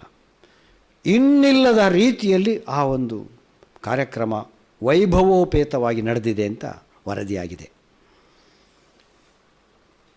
ದ್ವಾರಂ ಅವರು 2 ಕಂಡೀಷನ್ ಹಾಕಿದರು. ಸರಿ ಕಿವಿಯಲ್ಲಿ ಕಿವಿ ಇಟ್ಟು ಕೇಳಿ. ಸರಿ, ಬರ್ತೇನೆ, ಮದ್ರಾಸಿಗೆ ಬರ್ತೇನೆ, ಬೇಕಾದರೆ ಮದ್ರಾಸಿನಲ್ಲಿ ಮನೆ ಮಾಡಲಿಕ್ಕೆ ತಯಾರಿದ್ದೇನೆ. ಆದರೆ 2 ಕಂಡೀಷನ್ ಉಂಟು. ಒಂದು, ಅದರಲ್ಲಿ 2,000 ರೂಪಾಯಿಯನ್ನು ನನ್ನ ಅಣ್ಣನಿಗೆ ಕೊಡತಕ್ಕದ್ದು. ಆಗಿನ ಕಾಲದ 2,000 ರೂಪಾಯಿ ಈಗಿದ್ದಕ್ಕೆ ಹೊಂದಿಸಿಕೊಳ್ಬೇಡಿ, ಕಷ್ಟ ಆದರೆ ನಿಮ್ಮ ಕಷ್ಟ, ನಂದಲ್ಲ. 2,000 ರೂಪಾಯಿಯನ್ನು, 35,000ದಲ್ಲಿ 2,000 ರೂಪಾಯಿಯನ್ನು ಅಣ್ಣನಿಗೆ ಕೊಡತಕ್ಕದ್ದು ಪ್ರಪ್ರಥಮವಾದ್ದು. 2ನೇ ಕಂಡೀಷನ್, ನಮ್ಮ ಎದೆ ಬಡಿತ ಪ್ರಾರಂಭ ಆಗ್ತದೆ. ಏನಂದರೆ, ನನ್ನನ್ನು ಟೀಕಿಸಿದಂತಹ ಆ ವಿಮರ್ಶಕ ಇವತ್ತು ಕಷ್ಟಕ್ಕೆ ಬಿದ್ದಿದ್ದಾನೆ, ಅವನಿಗೆ 2,000 ರೂಪಾಯಿ ಕೊಡತಕ್ಕದ್ದು. ಔಟ್ ಆಫ್ ವೆಂಜನ್ಸ್ ಅಲ್ಲ, it is not out of vengeance, it is out of kindness by Dwaram Venkataswamy Naidu. ಹೇಳೋರು ಏನಾರು ಬೇಕಾದ್ರೆ ಹೇಳ್ಕೊಳ್ಳಿ. ಇದು ಎರಡನ್ನು ಪೂರೈಸಿದರೆ ಉಳಿದ ಮೊತ್ತವನ್ನು 31,000 ರೂಪಾಯಿಯನ್ನು ನಾನು ತಗೊಳ್ಳಿಕ್ಕೆ ತಯಾರಿದ್ದೇನೆ.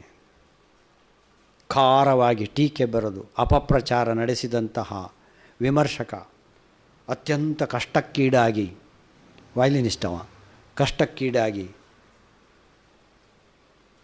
ಕಷ್ಟಪಡ್ತಾ ಇರುವಾಗ ದ್ವಾರಂ ಅವರ 2,000 ರೂಪಾಯಿ ಅವರಿಗೆ ತಲುಪಿ ಅವರು ಹುಷಾರಾದ್ರಂತೆ. ಧರ್ಮವೇ ಜಯವೆಂಬ ದಿವ್ಯ ಮಂತ್ರ ಅಂತ ಒಂದು ಬರೆದಿದ್ದಾರೆ ದಾಸರು. ಅದರಲ್ಲಿ ನಿನಗೆ ತೊಂದರೆ ಮಾಡಿದವನದ್ದೇ ಅವನ ಹೆಸರನ್ನು ನಿನ್ನ ಮಗನಿಗೆ ಇಡು ಅಂತೇಳಿ ಅವರು ಆದೇಶ ಮಾಡಿದ್ದಾರೆ. ನಿನಗೆ ತೊಂದರೆ ಮಾಡಿದವನು, ನಿನ್ನ ಅಪಪ್ರಚಾರ ಮಾಡಿದ, ನಿನಗೆ ತೊಂದರೆ ಮಾಡಿ ಕೆಟ್ಟ ಅಭಿಪ್ರಾಯವನ್ನು ಮೂಡಿಸಿದಂಥ ಮನುಷ್ಯನನ್ನು ನೀನು ಆದರಿಸು ಅಂತ ದ್ವಾರಂ ಅವರು ನಮಗೆ ಹೇಳಿಕೊಟ್ಟಿದ್ದಾರೆ. ಉಳಿದ ಗೌರವಧನದಿಂದ ಟ್ರಿಪ್ಲಿಕೇನ್ನಲ್ಲಿ ಪಾರ್ಥಸಾರಥಿ ಕೋಯಿಲ್ ಸ್ವಾಮಿ ದೇವಸ್ಥಾನದ ಪಕ್ಕದಲ್ಲಿ ದ್ವಾರಂ ವೆಂಕಟಸ್ವಾಮಿ ನಾಯ್ಡು ಅವರು ಮನೆ ತಗೊಂಡು ಅದನ್ನೊಂದು ಮ್ಯೂಸಿಯಂನ ಹಾಗೆ ಮಾಡಿಬಿಟ್ರು. ಎಲ್ಲ ದೊಡ್ಡ ಸಂಗೀತಗಾರರದ್ದೇ ಫೋಟೋಸ್, ಅದೊಂದು ಮ್ಯೂಸಿಯಮೇ. ದ್ವಾರಂ ವಂಗತಾಯರು ಅವರ ಮಗಳು ಆಮೇಲೆ ಅಲ್ಲಿ ನೆಲೆಸಿದ್ರು. ಅದೇ ಮನೆ ಈಗಲೂ ಇದೆ. 1952ರಲ್ಲಿ ಸಂಗೀತ ನಾಟಕ ಅಕಾಡೆಮಿ ಪ್ರಶಸ್ತಿ ಬಂತು. 53ರಲ್ಲಿ ದ್ವಾರಂ ವೆಂಕಟಸ್ವಾಮಿ ನಾಯ್ಡು ಅವರಿಗೆ ಪದ್ಮಶ್ರೀ ಬಂತು. 54ರಲ್ಲಿ ಮಹಾರಾಜ ಕಾಲೇಜಿನಿಂದ ರಿಟೈರ್ ಆದರು. ಆಮೇಲೆ ಅವರ ಅಣ್ಣನ ಮಗ ದ್ವಾರಂ ನರಸಿಂಗರಾಯರು ಅಲ್ಲಿ ಪ್ರಿನ್ಸಿಪಾಲ್ ಆದರು. ಅದರ ನಂತರ ಭಾವನಾರಾಯಣ್ ಅವರು ಪ್ರಿನ್ಸಿಪಾಲ್ ಆದರು. ಅದರ ನಂತರ ದ್ವಾರಂ ಮಂಗತಾಯರು ಅವರು ಅಲ್ಲಿ ಪ್ರಿನ್ಸಿಪಾಲ್ ಆದರು. ಅಂತೂ ದ್ವಾರಂನ ಆ ಪರಂಪರೆ ಆ ಮಹಾರಾಜ ಕಾಲೇಜಿನಲ್ಲಿ ಮತ್ತೆ 73-74ನೇ ಇಸ್ವಿಯವರೆಗೂ ಬಂತು. ಶ್ರೀಪಾದ ಪಿನಾಕಪಾಣಿ, ನೇದುನೂರಿ ಕೃಷ್ಣಮೂರ್ತಿ, ನೂಕುಲ ಚಿನ್ನಸತ್ಯನಾರಾಯಣ ಇವರೆಲ್ಲ ಆ ಮಹಾರಾಜ ಕಾಲೇಜಿನ ಅಲುಮಿನಿಗಳು. 54ರಲ್ಲಿ ಒಂದು ತಮಾಷೆ ನಡೀತು. ಡಾಕ್ಟರ್ ರಾಜಮನ್ನಾರ್ ಅವರು ಚೀಫ್ ಜಸ್ಟಿಸ್ ಅವರು ದ್ವಾರಂ ಅವರ ಬಹಳ ಆಪ್ತರು ಮತ್ತು ಅಭಿಮಾನಿಗಳು ಅಂತ ಬೇರೆ ಹೇಳಬೇಕಾಗಿಲ್ಲ. 54ನೇ ಇಸ್ವಿಯಲ್ಲಿ ಯಹೂದಿ ಮೆನುಹಿನ್ನು ಭಾರತಕ್ಕೆ ಬಂದರು. ಅವರದ್ದು ಕಚೇರಿಗೆ ಮದ್ರಾಸ್ನಲ್ಲಿದ್ದ ಕಚೇರಿಗೆ ರಾಜಮನ್ನಾರ್ ಅವರು, ಡಾಕ್ಟರ್ ರಾಜಮನ್ನಾರ್ ಅವರು ನಮ್ಮ ದ್ವಾರಂ ವೆಂಕಟಸ್ವಾಮಿ ನಾಯ್ಡು ಅವರನ್ನು ಕರ್ಕೊಂಡು ಹೋದ್ರಂತೆ. ಕೇಳಬೇಕು, ನೀನು ಯಹೂದಿ ಮೆನುಹಿನಿದ್ದು ಕೇಳಬೇಕು ಅಂತ. ಕೇಳಿ ಭಾರಿ ಖುಷಿ ಆಯಿತು. ಒಬ್ಬ ಏನಿದ್ದು ಹೀಗೂ ಒಂದು ನುಡಿಸಾಣಿಕೆಯ ಅಂತ. ಕಚೇರಿ ಮುಗಿದ ಮೇಲೆ ರಾಜಮನ್ನಾರ್ ಅವರು ದ್ವಾರಂ ವೆಂಕಟಸ್ವಾಮಿ ನಾಯ್ಡು ಅವರನ್ನು ಕರ್ಕೊಂಡು ಕೈ ಹಿಡ್ಕೊಂಡು ಬ್ಯಾಕ್ ಸ್ಟೇಜಿಗೆ ಹೋದರು. ಯಹೂದಿ ಮೆನುಹಿನಿಗೆ ಇವರು ನಮ್ಮ ವಯಲಿನಿಸ್ಟು, ತುಂಬ ಚೆನ್ನಾಗಿ ನುಡಿಸ್ತಾರೆ ಹಾಗೀಗೆ ಅಂತೇಳಿ ಇಂಟ್ರೊಡ್ಯೂಸ್ ಮಾಡಿ ಕೊಟ್ಟರು. ದ್ವಾರಂ ವೆಂಕಟಸ್ವಾಮಿ ನಾಯ್ಡು ಅವರು ನಮಸ್ಕಾರ ಎಲ್ಲ ಹೇಳಿ, ಆಹಾ ಎಷ್ಟು ಚಂದ, ಏನು ಚೆನ್ನಾಗಿ ನುಡಿಸಿದ್ದೀರಪ್ಪ ನಿಮ್ಮ ವಾಯ್ಲಿನ್ ಅಂತೇಳಿ ಇವರ ವಾಯ್ಲಿನ್ ಮುಟ್ಲಿಕ್ಕೆ ಹೋದ ತಕ್ಷಣ ಯಹೂದಿ ಮೆನುಹಿನ್ ಬೈದುಬಿಟ್ರು. Oh don't touch. ಭಾರಿ ಬೇಸರ ಆಯಿತು. ವೆಂಕಟಸ್ವಾಮಿ ಅವರಿಗೆ ಇನ್ಸಲ್ಟ್ ಆಯಿತು ಸ್ವಲ್ಪ. ಆಯ್ತಾಯ್ತು ಪರವಾಗಿಲ್ಲ ಅಂತೇಳಿ ಹೇಳಿ ಹಿಂದೆ ಸರಿದ್ರು. ರಾಜಮನ್ನಾರಿಗೆ ಯಾಕೆ ಕರ್ಕೊಂಡು ಬಂದೆ, ಇದು ಯಹೂದ್ ಮೆನುಹಿನಿಗೂ ತೊಂದರೆ ಆಯಿತು, ಇವರಿಗೂ ತೊಂದರೆ ಆಯ್ತಲ್ಲ, ಇದು ನನ್ನದು ಎಂಥ ಒಂದು ಇಕ್ಕಟ್ಟಿನ ಪ್ರಸಂಗಪ್ಪ ಅಂತೇಳಿ ತುಂಬ ಬೇಸರ ಆಯಿತು. ಮರು ದಿವಸವೇ ದ್ವಾರಂ ವೆಂಕಟಸ್ವಾಮಿ ನಾಯ್ಡು ಅವರದ್ದು ಕಚೇರಿ ಮೆಡ್ರಾಸ್ನಲ್ಲಿ. ಅದಕ್ಕೆ ರಾಜಮನ್ನಾರ್ ಅವರು ಯಹೂದಿ ಮೆನುಹಿನವರನ್ನು ಕರ್ಕೊಂಡು ಬಂದರು. ದ್ವಾರಂ ವೆಂಕಟಸ್ವಾಮಿ ನಾಯ್ಡು ಅವರ ಕಚೇರಿ ನೋಡಿ, what on earth this kind of Boeing, this marvellous ಅಂತ ಆಶ್ಚರ್ಯಚಕಿತರಾಗಿ ಯಹೂದಿ ಮೆನುಹಿನವರು ದ್ವಾರಂ ವೆಂಕಟಸ್ವಾಮಿ ನಾಯ್ಡು ಅವರ ಹತ್ರ ಹೋಗಿ ಅವರನ್ನು ಮುಟ್ಟಿ ಅವರ ವಯಲಿನನ್ನು ಅವರ ಹತ್ರ ಕೊಟ್ಟು, ನೀವು ಮುಟ್ಟಿ ನನ್ನ ವಯಲಿನನ್ನು ಅಂತೇಳಿ ಹೇಳಿ, ಹೀಗೂ ಒಂದು ನುಡಿಸ್ಲಿಕ್ಕೆ ಆಗ್ತದಾ ಅಂಥೇಳಿ ಅವರನ್ನು ಮುಟ್ಟಿ ಶ್ಲಾಘನೆಯನ್ನು ಎಕ್ಸ್ಚೇಂಜ್ ಮಾಡಿದರು, ಕ್ಷಮೆ ಯಾಚಿಸಿದರು ಅಂತ ಹೇಳ್ತಾರೆ. ಯಹೂದಿಯವರು ಅವರ ವಯಲಿನನ್ನು ಕೊಟ್ಟು, ನೀವು ನನ್ನ ವಯಲಿನಲ್ಲಿ ಸ್ವಲ್ಪ ನುಡಿಸ್ಬೇಕು ಆಯಿತಾ, ಹೀಗೂ ಆಗ್ತದಾ, ಅದು ನಿನ್ನ ವಯಲಿನಲ್ಲಿ ಮಾತ್ರವಾ, ನನ್ನ ವಯಲಿನಲ್ಲೂ ಹಾಗೆ ಆಗ್ತದಾ ಅಂತ ನನಗೆ ಸ್ವಲ್ಪ ನೋಡಬೇಕು ಅಂತ ಯಹೂದಿ ಮೆನುವಿನವರು ಕೊಟ್ಟದ್ದು. ಅದು ಇಂಥ ಒಂದು ಟಚಿಂಗ್ ಸಮಾರಂಭ ಅಥವಾ ಒಂದು ಘಟನೆ ಅಂತ ನಾವು ಅಂದ್ಕೊಳ್ಬೇಕಿಲ್ಲಿ.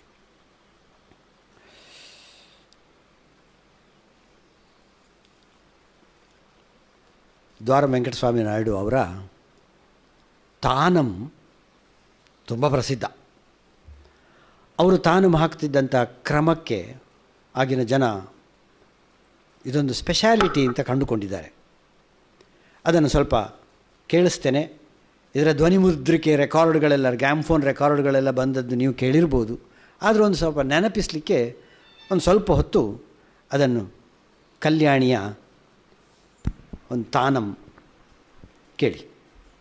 ಗೋಯಿಂಗ್ ಟೆಕ್ನಿಕ್ಕು ಎಲ್ಲಿಂದ ಬಂತು, ಎಲ್ಲಿ ಯಹೂದಿ ಮೆನುಹಿನವರು ಇಣುಕಿದ್ದಾರೆ, ಅದನ್ನೆಲ್ಲ ತಾವು ಗಮನಿಸಬೇಕು. ಸೊ ವೆಂಕಟಸ್ವಾಮಿ ನಾಯ್ಡು ಅವರು ಹಿ ಕಾರ್ಡ್ ಹಿಸ್ ಓನ್ ನಿಶ್. ಅವರದ್ದೇ ಸೆಪರೇಟ್ ಪೊಟರೆ. ಸಂಗೀತದ ಫೀಲ್ಡಿನಲ್ಲಿ ವೆಂಕಟಸ್ವಾಮಿ ನಾಯ್ಡು ಪ್ರತ್ಯೇಕವಾಗಿ ಗೋಚರಿಸ್ತಾರೆ. ಅಲ್ಲಿ ಸ್ಪಷ್ಟತೆಗೆ, ಸಾಹಿತ್ಯಕ್ಕೆ, ಟೆಕ್ನಿಕ್ಸ್ಗೆ, ಟೋನಲ್ ಕ್ವಾಲಿಟಿಗೆ ಪ್ರಾಮುಖ್ಯತೆ ಎದ್ದು ಕಾಣುವಂಥದ್ದು ನೀವೆಲ್ಲರೂ ಗಮನಿಸಬೇಕು. ವೆಂಕಟಸ್ವಾಮಿ ನಾಯ್ಡು ಅವರು ನಾನು ಇಷ್ಟು ಹೇಳಿದೆ ಅಂತ ಹೇಳಿಕೊಂಡು ಅದರ ಇನ್ನೊಂದು ಭಾಗವನ್ನು ನೀವು ಮರಿಲಿಕ್ಕೆ ಕೂಡದು. ಅವರ ವ್ಯಕ್ತಿತ್ವದ ಇನ್ನೊಂದು ಮುಖವನ್ನು ನೀವು ನೋಡಬೇಕು. ಅವರು ಸಿಗರೇಟು ಪ್ರಿಯರು. ಪ್ರಪಂಚದ ವಿವಿಧ ಸಿಗಾರುಗಳು ರುಚಿ, ಸ್ವಾದ ಅವರಿಗೆ ಗೊತ್ತಿದೆ. ಪರ್ಫೆಕ್ಟ್ ವೈಟ್ ಕ್ಲಾದಿಂಗ್ ಅವರದ್ದು. ಇಸ್ತ್ರಿ ಚೂರು ಅಲ್ಗಾಡಬಾರ್ದು, ಅಷ್ಟು ಕತ್ತಿ ಬಾಯಿಯ ಹಾಗೆ ಇರಬೇಕು ಅದರ ಅಂಚುಗಳು.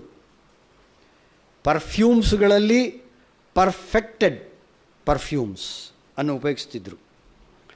ಅವರ ಮನೆಯಲ್ಲಿದ್ದ ವಾಕಿಂಗ್ ಸ್ಟಿಕ್ಸ್ಗಳದ್ದು ಕಟ್ಟಿಗೆ ರಾಶಿ. ಹಾಗೆ ಅವರದ್ದು ಗ್ರಾಮ್ಫೋನ್ ರೆಕಾರ್ಡ್ಸ್ಗಳದ್ದು ಕಲೆಕ್ಷನ್. ಹೈಯೆಸ್ಟ್ ಯಾವುದು ಅಂತೇಳಿ ನಿಮಗೆ ನೆನೆಸಲಿಕ್ಕೆ ಸಾಧ್ಯ ಇಲ್ಲ. ಕಲೆಕ್ಷನ್ ಲತಾ ಮಂಗೇಶ್ಕರ್ ಇದ್ದು. ಅತ್ಯಂತ ಪ್ರೀತಿ ಲತಾ ಮಂಗೇಶ್ಕರ್ ಅವರ ಹಾಡುಗಾರಿಕೆ ಅಂದರೆ. ಅವ್ರು ಹೇಳ್ತಿದ್ರಂತೆ, ನನಗೆ ನುಡಿಸಿದರೆ ನಾನು ಲತಾ ಮಂಗೇಶ್ಕರ್ ಹಾಡಿದಾಗೆ ನುಡಿಸ್ಬೇಕು, ಅದು ನಂದು ಅಲ್ಟಿಮೇಟ್ ಗೋಲ್ ಅಂತ. ಆ ಸಿಲ್ಕಿ ನೇಚರ್ ಆಫ್ ದ ಟೋನಲ್ ಕ್ವಾಲಿಟಿಗೆ ಅವರು ಕೊಟ್ಟ ಪ್ರಾಶಸ್ತ್ಯವನ್ನು ನೀವು ಗಮನಿಸ್ಬೋದು. ಇವರ ಫ್ರೆಂಡ್ಸ್ ಎಲ್ಲರೂ ಇಂಟಲೆಕ್ಚುವಲ್ ಗ್ರೂಪ್, ಇಂಟಲೆಕ್ಚುವಲ್ ಕೆಪಾಸಿಟೀಸ್ ಇದ್ದವರು. ಪ್ರಪಂಚದಾದ್ಯಂತ ಇರುವಂಥ ಎಲ್ಲ ರೀತಿಯ ಕಲಾವಿದರುಗಳ ಪೋರ್ಟ್ರೇಟ್ಸ್ಗಳು ಅವರ ಟ್ರಿಪ್ಲಿಕೇನ್ ಮನೆಯಲ್ಲಿ ತೂಗಾಡಿದೆ. ಅದೊಂದು ದೊಡ್ಡ ಮ್ಯೂಸಿಯಂ ಅಂತ ಆಗಲೇ ಹೇಳಿದೆ ನಾನು. ಅವರಿಗೆ ಮೊಮ್ಮಕ್ಕಳಂದರೆ ಭಾರಿ ಇಷ್ಟ. ಮೊಮ್ಮಕ್ಕಳ ಜೊತೆ ಆಟ ಆಡೋದು, ಪ್ರಾಣಿ ಪಕ್ಷಿಗಳ ಕೂಗನ್ನು ವಯಲಿನ್ನಲ್ಲಿ ಕೇಳಿಸೋದು. ಇದು ಯಾವುದು ಹೇಳು ಅಂತ. ಕೋಳಿ, ಕಾಗೆ, ಗೂಗೆ, ಹಕ್ಕಿ, ನವಿಲು, ಅದು ಇದು ಎಲ್ಲ. ಆಗ ಮಕ್ಕಳು ಓತ ನಗಾಡ್ತಾರೆ. ಅವರ ನಗುವನ್ನು ಕೂಡ ವಯಲಿನ್ನಲ್ಲಿ ನುಡಿಸಿ ತೋರಿಸ್ತಿದ್ರಂತೆ. ಆಗ ಮತ್ತು ಗೊಳ್ಳಂತ ಎಲ್ಲರೂ ನಗಾಡ್ತಿದ್ರು. ಕೆಮ್ಮು, ನಗು ಇದನ್ನೆಲ್ಲ ಮಕ್ಕಳಿಗೆ ಮಾಡಿ ತೋರಿಸ್ತಿದ್ರು. ಆದರೆ ಕೆಲವರು ನಮ್ಮ ಇತ್ತೀಚೆಗಿನ ಕಲಾವಿದರುಗಳು, ಆಮೇಲಿನ ಕಲಾವಿದರುಗಳು ಸ್ಟೇಜಿನಲ್ಲೇ ಮಾಡಿ ತೋರಿಸಿದ್ದಾರೆ. ಕೆಮ್ಮುವುದು, ಕುದುರೆ ಓಡುವುದು, ಕುದುರೆ ಕೆಮ್ಮುವುದು, ಕುದುರೆ ಕೆನೆಯುವುದು, ಮನುಷ್ಯರು ನಗಾಡುವುದು, ಇದನ್ನೆಲ್ಲ ಸ್ಟೇಜಿನಲ್ಲೇ ಮಾಡಿದಂಥ ಅಕ್ರೋಬ್ಯಾಟಿಕ್ಸ್ಗಳನ್ನೆಲ್ಲ ಮಾಡಿ ತೋರಿಸಿದ್ದಾರೆ. ಪ್ರಾಯಶಃ ಇವರಿಗೆ ದ್ವಾರಂ ಅವರದ್ದು ಇನ್ಫ್ಲುಯೆನ್ಸ್ ಇರ್ಬೋದು. ಆದರೆ ದ್ವಾರಮ್ ಅವರು ಸ್ಟೇಜಿಗೆ ತರಲಿಲ್ಲ ಈ ಅಕ್ರೋಬ್ಯಾಟಿಕ್ಸನ್ನು. ಅದನ್ನು ಮನೆಯಲ್ಲಿ ಮಕ್ಕಳ ಎದುರಿನಲ್ಲಿ ಚೋದ್ಯಕ್ಕಾಗಿ ಒಂದು ಮಕ್ಕಳ ಜೊತೆಗೆ ಆಟವಾಡುವುದಕ್ಕೋಸ್ಕರ ಉಪಯೋಗಿಸಿದರೆ ವಿನಃ ಜನರಂಜನೆ ಮಾಡಿ ಚೀಪ್ ಪಾಪ್ಯುಲಾರಿಟಿಯನ್ನು ಗಳಿಸಲಿಕ್ಕೋಸ್ಕರ ಮಾಡಲಿಲ್ಲ. ಚೈನಾದ ಯುದ್ಧದ ಸಮಯ 1962ರಲ್ಲಿ ಸರ್ವೇಪಲ್ಲಿ ರಾಧಾಕೃಷ್ಣನ್ ಅವರು ದ್ವಾರಮ್ ವೆಂಕಟಸ್ವಾಮಿ ನಾಯ್ಡು ಅವರನ್ನು ಚೇಂಬರ್ ಮ್ಯೂಸಿಕ್ಕಿಗಾಗಿ ಕರೆದಿದ್ದರು. ಆದರೆ ಹಿಂದಿನ ದಿನ ಚೈನಾ ಇಂಡಿಯಾ ವಾರ್ ಡಿಕ್ಲೇರ್ಡ್. ಎಲ್ಲರೂ ನೆನೆಸಿದರು, ರಾಧಾಕೃಷ್ಣನ್ ಅವರು ಬೇಡ ಅಂತ ಹೇಳ್ತಾರೆ, ದ್ವಾರಮ್ ಅವರನ್ನು ಬರೋದು ಬೇಡ ಅಂತ ಹೇಳ್ತಾರೆ ಅಂತ ಎಲ್ಲರೂ ನೆನೆಸಿ,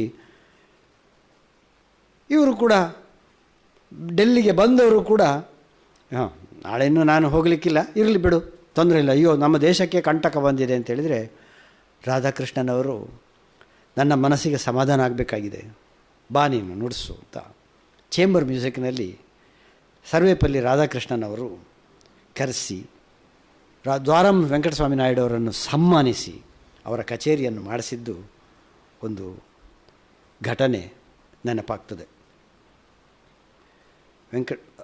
ವೆಂಕಟಸ್ವಾಮಿ ನಾಯ್ಡು ಅವರು ಮುಸುರಿಯವರ, ನಾನು ಹೇಳಿದ್ದ ಸೆಂಟ್ರಲ್ ಕಾಲೇಜ್ ಆಫ್ ಕರ್ನಾಟಿಕ್ ಮ್ಯೂಸಿಕ್ನಲ್ಲಿ ಗೌರವ ಭಾಷಣಗಳನ್ನು, ಉಪನ್ಯಾಸಗಳನ್ನು, ಗೈಡಾಗಿ ತುಂಬ ಜನ PhD ಅವರಿಗೆ ಗೈಡಾಗಿಯೂ ಕೂಡ ಕೆಲಸ ಮಾಡಿದ್ದಾರೆ.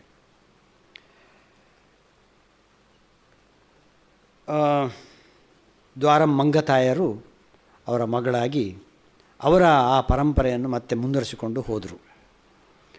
ನಮ್ಮ ಈಗಿನ ಕರ್ನಾಟಕ ಸಂಗೀತಕ್ಕೆ ದ್ವಾರಮ್ ಕೊಡುಗೆ ಏನು ಅಂತ ನೀವೇನಾದರೂ ಪ್ರಶ್ನೆ ಮಾಡಿದರೆ ನನಗೆ ಉತ್ತರ ಹೇಳೋದು ಅಷ್ಟೇನು ಸುಲಭದ ಕೆಲಸ ಅಲ್ಲ. ಯಾರು ದ್ವಾರಮ್ನ ಹಾಗೆ ನುಡಿಸೋದಿಲ್ಲ. ಆದರೆ ದ್ವಾರಮ್ ಹೇಳಿಕೊಟ್ಟದ್ದು ಟೋನಲ್ ಕ್ವಾಲಿಟಿಯನ್ನು, ಶೈಲಿಯನ್ನಲ್ಲ. ಶೈಲಿ ವ್ಯತ್ಯಾಸ ಆಗ್ತಾ ಹೋಗಿದೆ. ಆಗಿದ್ದಂತಹ ವಯಲಿನ್ನ ಗುಂಗನ್ನು ಸೃಷ್ಟಿಸುವಂತಹ ಸಂಗೀತವನ್ನು ಬಿಟ್ಟು ಸಾಹಿತ್ಯವನ್ನೇ ಮುಂದೊಡ್ಡಿಕೊಂಡು ನುಡಿಸುವಂತಹ ನುಡಿಸಾಣಿಕೆಯನ್ನು ಹೇಳಿಕೊಟ್ಟದ್ದು ದ್ವಾರಮ್. ಆದ್ದರಿಂದ ಇವತ್ತು ನಾವು ಸ್ಪಷ್ಟತೆಯ ಕಡೆಗೆ ಇನ್ನೂ ಹೆಚ್ಚು ಹೆಚ್ಚು ಹೋಗ್ತೇವೆ ಅಂತೇಳಿ ಹೇಳಿದರೆ ಅದಕ್ಕೆ ಇರುವಂಥ ಕಾಂಟ್ರಿಬ್ಯೂಷನ್ ಹಳೆಯದು ದ್ವಾರಮ್ ವೆಂಕಟಸ್ವಾಮಿ ನಾಯ್ಡು ಅವರದು. 2003ರಲ್ಲಿ ಆಲ್ ಇಂಡಿಯಾ ರೇಡಿಯೋ ದೊಡ್ಡ ದೊಡ್ಡ ಸಂಗೀತಗಾರರದ್ದೆಲ್ಲ ಹಳೆಯ ರೆಕಾರ್ಡಿಂಗ್ಸ್ಗಳದ್ದು CD ಮಾಡಿತು. ಅದರಲ್ಲಿ ಹೈಯೆಸ್ಟ್ ಖರ್ಚಾದದ್ದು ಯಾರದು ಅಂತ ಕೇಳಿದರೆ ದ್ವಾರಮ್ ವೆಂಕಟಸ್ವಾಮಿ ನಾಯ್ಡು ಅವರದು. ಅದು ಹೊರಗೆ ಬಂದ ತಕ್ಷಣ ಎಲ್ಲವೂ ಸೋಲ್ಡ್ ಔಟ್. ಅದು ಅವರ ಜನಪ್ರಿಯತೆಯನ್ನು ಮತ್ತು ಜನರಿಗೆ ಅದು ಯಾಕೆ ಬೇಕು ಅಂತೇಳಿ ಹೇಳುವಂಥದ್ದನ್ನು ತಿಳಿಸ್ತದೆ. ನನ್ನ ತುಂಬ ಜನ ಹಿರಿಯ ಮಿತ್ರರು ನಾನು ಹೇಳೋದನ್ನು ಕೇಳಿದ್ದೇನೆ, ದ್ವಾರಮ್ನ ಹಾಗೆ ಇನ್ನು ಯಾರಲ್ಲ ಅಂತ. ಅದು ಯಾಕೆ ಅಂತ ನನಗೆ ಆಗ ಸಣ್ಣದಿರುವಾಗ ಅರ್ಥ ಆಗಿರಲಿಲ್ಲ. ಆದರೆ ಅದನ್ನು ಮತ್ತೆ ಮತ್ತೆ ಕೇಳಿದ ಹಾಗೆ ಅನ್ನಿಸ್ತದೆ. ಆ ಟೋನಲ್ ಕ್ವಾಲಿಟಿಗೆ ಆಗಿನ ಕಾಲದಲ್ಲಿ ಅವರು ಮಾಡಿದ ಸ್ಪಷ್ಟತೆ ಮತ್ತು ನಿಖರತೆಯನ್ನು ನೋಡಿದರೆ ಅದರಲ್ಲಿ ತುಂಬ ಒಳ್ಳೆಯ ಅಂಶಗಳಿದೆ ಅಂತ ಕಾಣ್ತದೆ. 1964 ದ್ವಾರಮ್ ವೆಂಕಟಸ್ವಾಮಿ ನಾಯ್ಡು ಅವರ ಕೊನೆಯ ವರ್ಷ. ಅವರು ಹುಟ್ಟಿದ್ದು ಅಕ್ಟೋಬರದಲ್ಲಿ, ನವಂಬರ್ 3ನೇ ತಾರೀಕಿಗೆ, ತೀರಿ ಹೋದದ್ದು 24ನೇ ತಾರೀಕಿಗೆ, ನವಂಬರ್ ತಿಂಗಳಲ್ಲಿಯೇ. 1893 ಅಂತ ಹೇಳಿದೆ. 1964ರಲ್ಲಿ ಆಂಧ್ರದ ಸಂಗೀತ ನಾಟಕ ಅಕಾಡೆಮಿ ಪ್ರಶಸ್ತಿ ರಾಜ್ಯದ್ದು ಅವರು ತಕ್ಕೊಂಡು ಮನೆಗೆ ಬರುವಾಗ ಹಾರ್ಟ್ ಅಟ್ಯಾಕ್ ಆಯಿತು. ಮ್ಯಾಸಿವ್ ಹಾರ್ಟ್ ಅಟ್ಯಾಕ್ ಆಗಿ ಅಲ್ಲೇ ತೀರ್ಕೊಂಡ್ರು ಅಂತ ಹೇಳಲಾಗಿದೆ. ಅವರ ಸೆಂಟಿನರಿ ಇಯರ್ 1993ರಲ್ಲಿ ಅವರ ಬರ್ತ್ ಸೆಂಟಿನರಿ ಇಯರ್ಗೆ ಒಂದು ಪೋಸ್ಟೇಜ್ ಸ್ಟ್ಯಾಂಪ್ ಕೂಡ ನಾವು ಕಳಿಸಿದಂತಹ ಫ್ಲೈಯರ್ನಲ್ಲಿರುವಂತಹ ಆ ದ್ವಾರಂ ವೆಂಕಟಸ್ವಾಮಿ ನಾಯ್ಡು ಅವರ ಚಿತ್ರ ಪೋಸ್ಟೇಜ್ ಸ್ಟ್ಯಾಂಪಿನಲ್ಲಿ ಬಂದಿದೆ. ಅದು ನಾವು ಅವರನ್ನು ನೆನಪಿಟ್ಟ ಒಂದು ಮಾದರಿ ಅಂತೇಳಿ ಹೇಳಬಹುದು. ಟ್ರಿಪ್ಲಿಕೇನ್ನಲ್ಲಿರುವ ದ್ವಾರಂ ಮಂಗತಾಯರು ನೆಲೆಸಿರುವ ಆ ಮನೆ ಇನ್ನೂ ಕೂಡ ದ್ವಾರಂನ ಕಚೇರಿಯ ಅವರ ಸಂಗೀತದ ಮನೆಗೆ ದ್ವಾರ ಆಗಿದೆ ಅಂತ ಹೇಳುವಂಥದ್ದನ್ನು ಹೇಳ್ತಾ, ಅಷ್ಟು ದೊಡ್ಡ ಪ್ರಗಲ್ಭ ಪಂಡಿತನನ್ನು ಸ್ಮರಿಸುತ್ತಾ ಇವತ್ತಿನ ಈ ಉಪನ್ಯಾಸವನ್ನು ಮುಗಿಸ್ತೇನೆ. ಮುಂದಿನ ವಾರ 3 ಜನ ಅಥವಾ 4 ಜನ ಪಿಟೀಲು ವಾದಕರನ್ನು ನಾನು ಮತ್ತೆ ಹಿಂದಿನ ಕಾಲದ ಪಿಟೀಲು ವಾದಕರನ್ನು ಮತ್ತೆ ನೆನಪಿಸುವಂತಹ ಉಪನ್ಯಾಸವನ್ನು ಮಾಡಲಿಕ್ಕಿದ್ದೇನೆ. ಅಲ್ಲಿ ನೋಡುವ. ಮತ್ತೆ ನಿಮ್ಮ ಭೇಟಿ. ನಮಸ್ಕಾರ.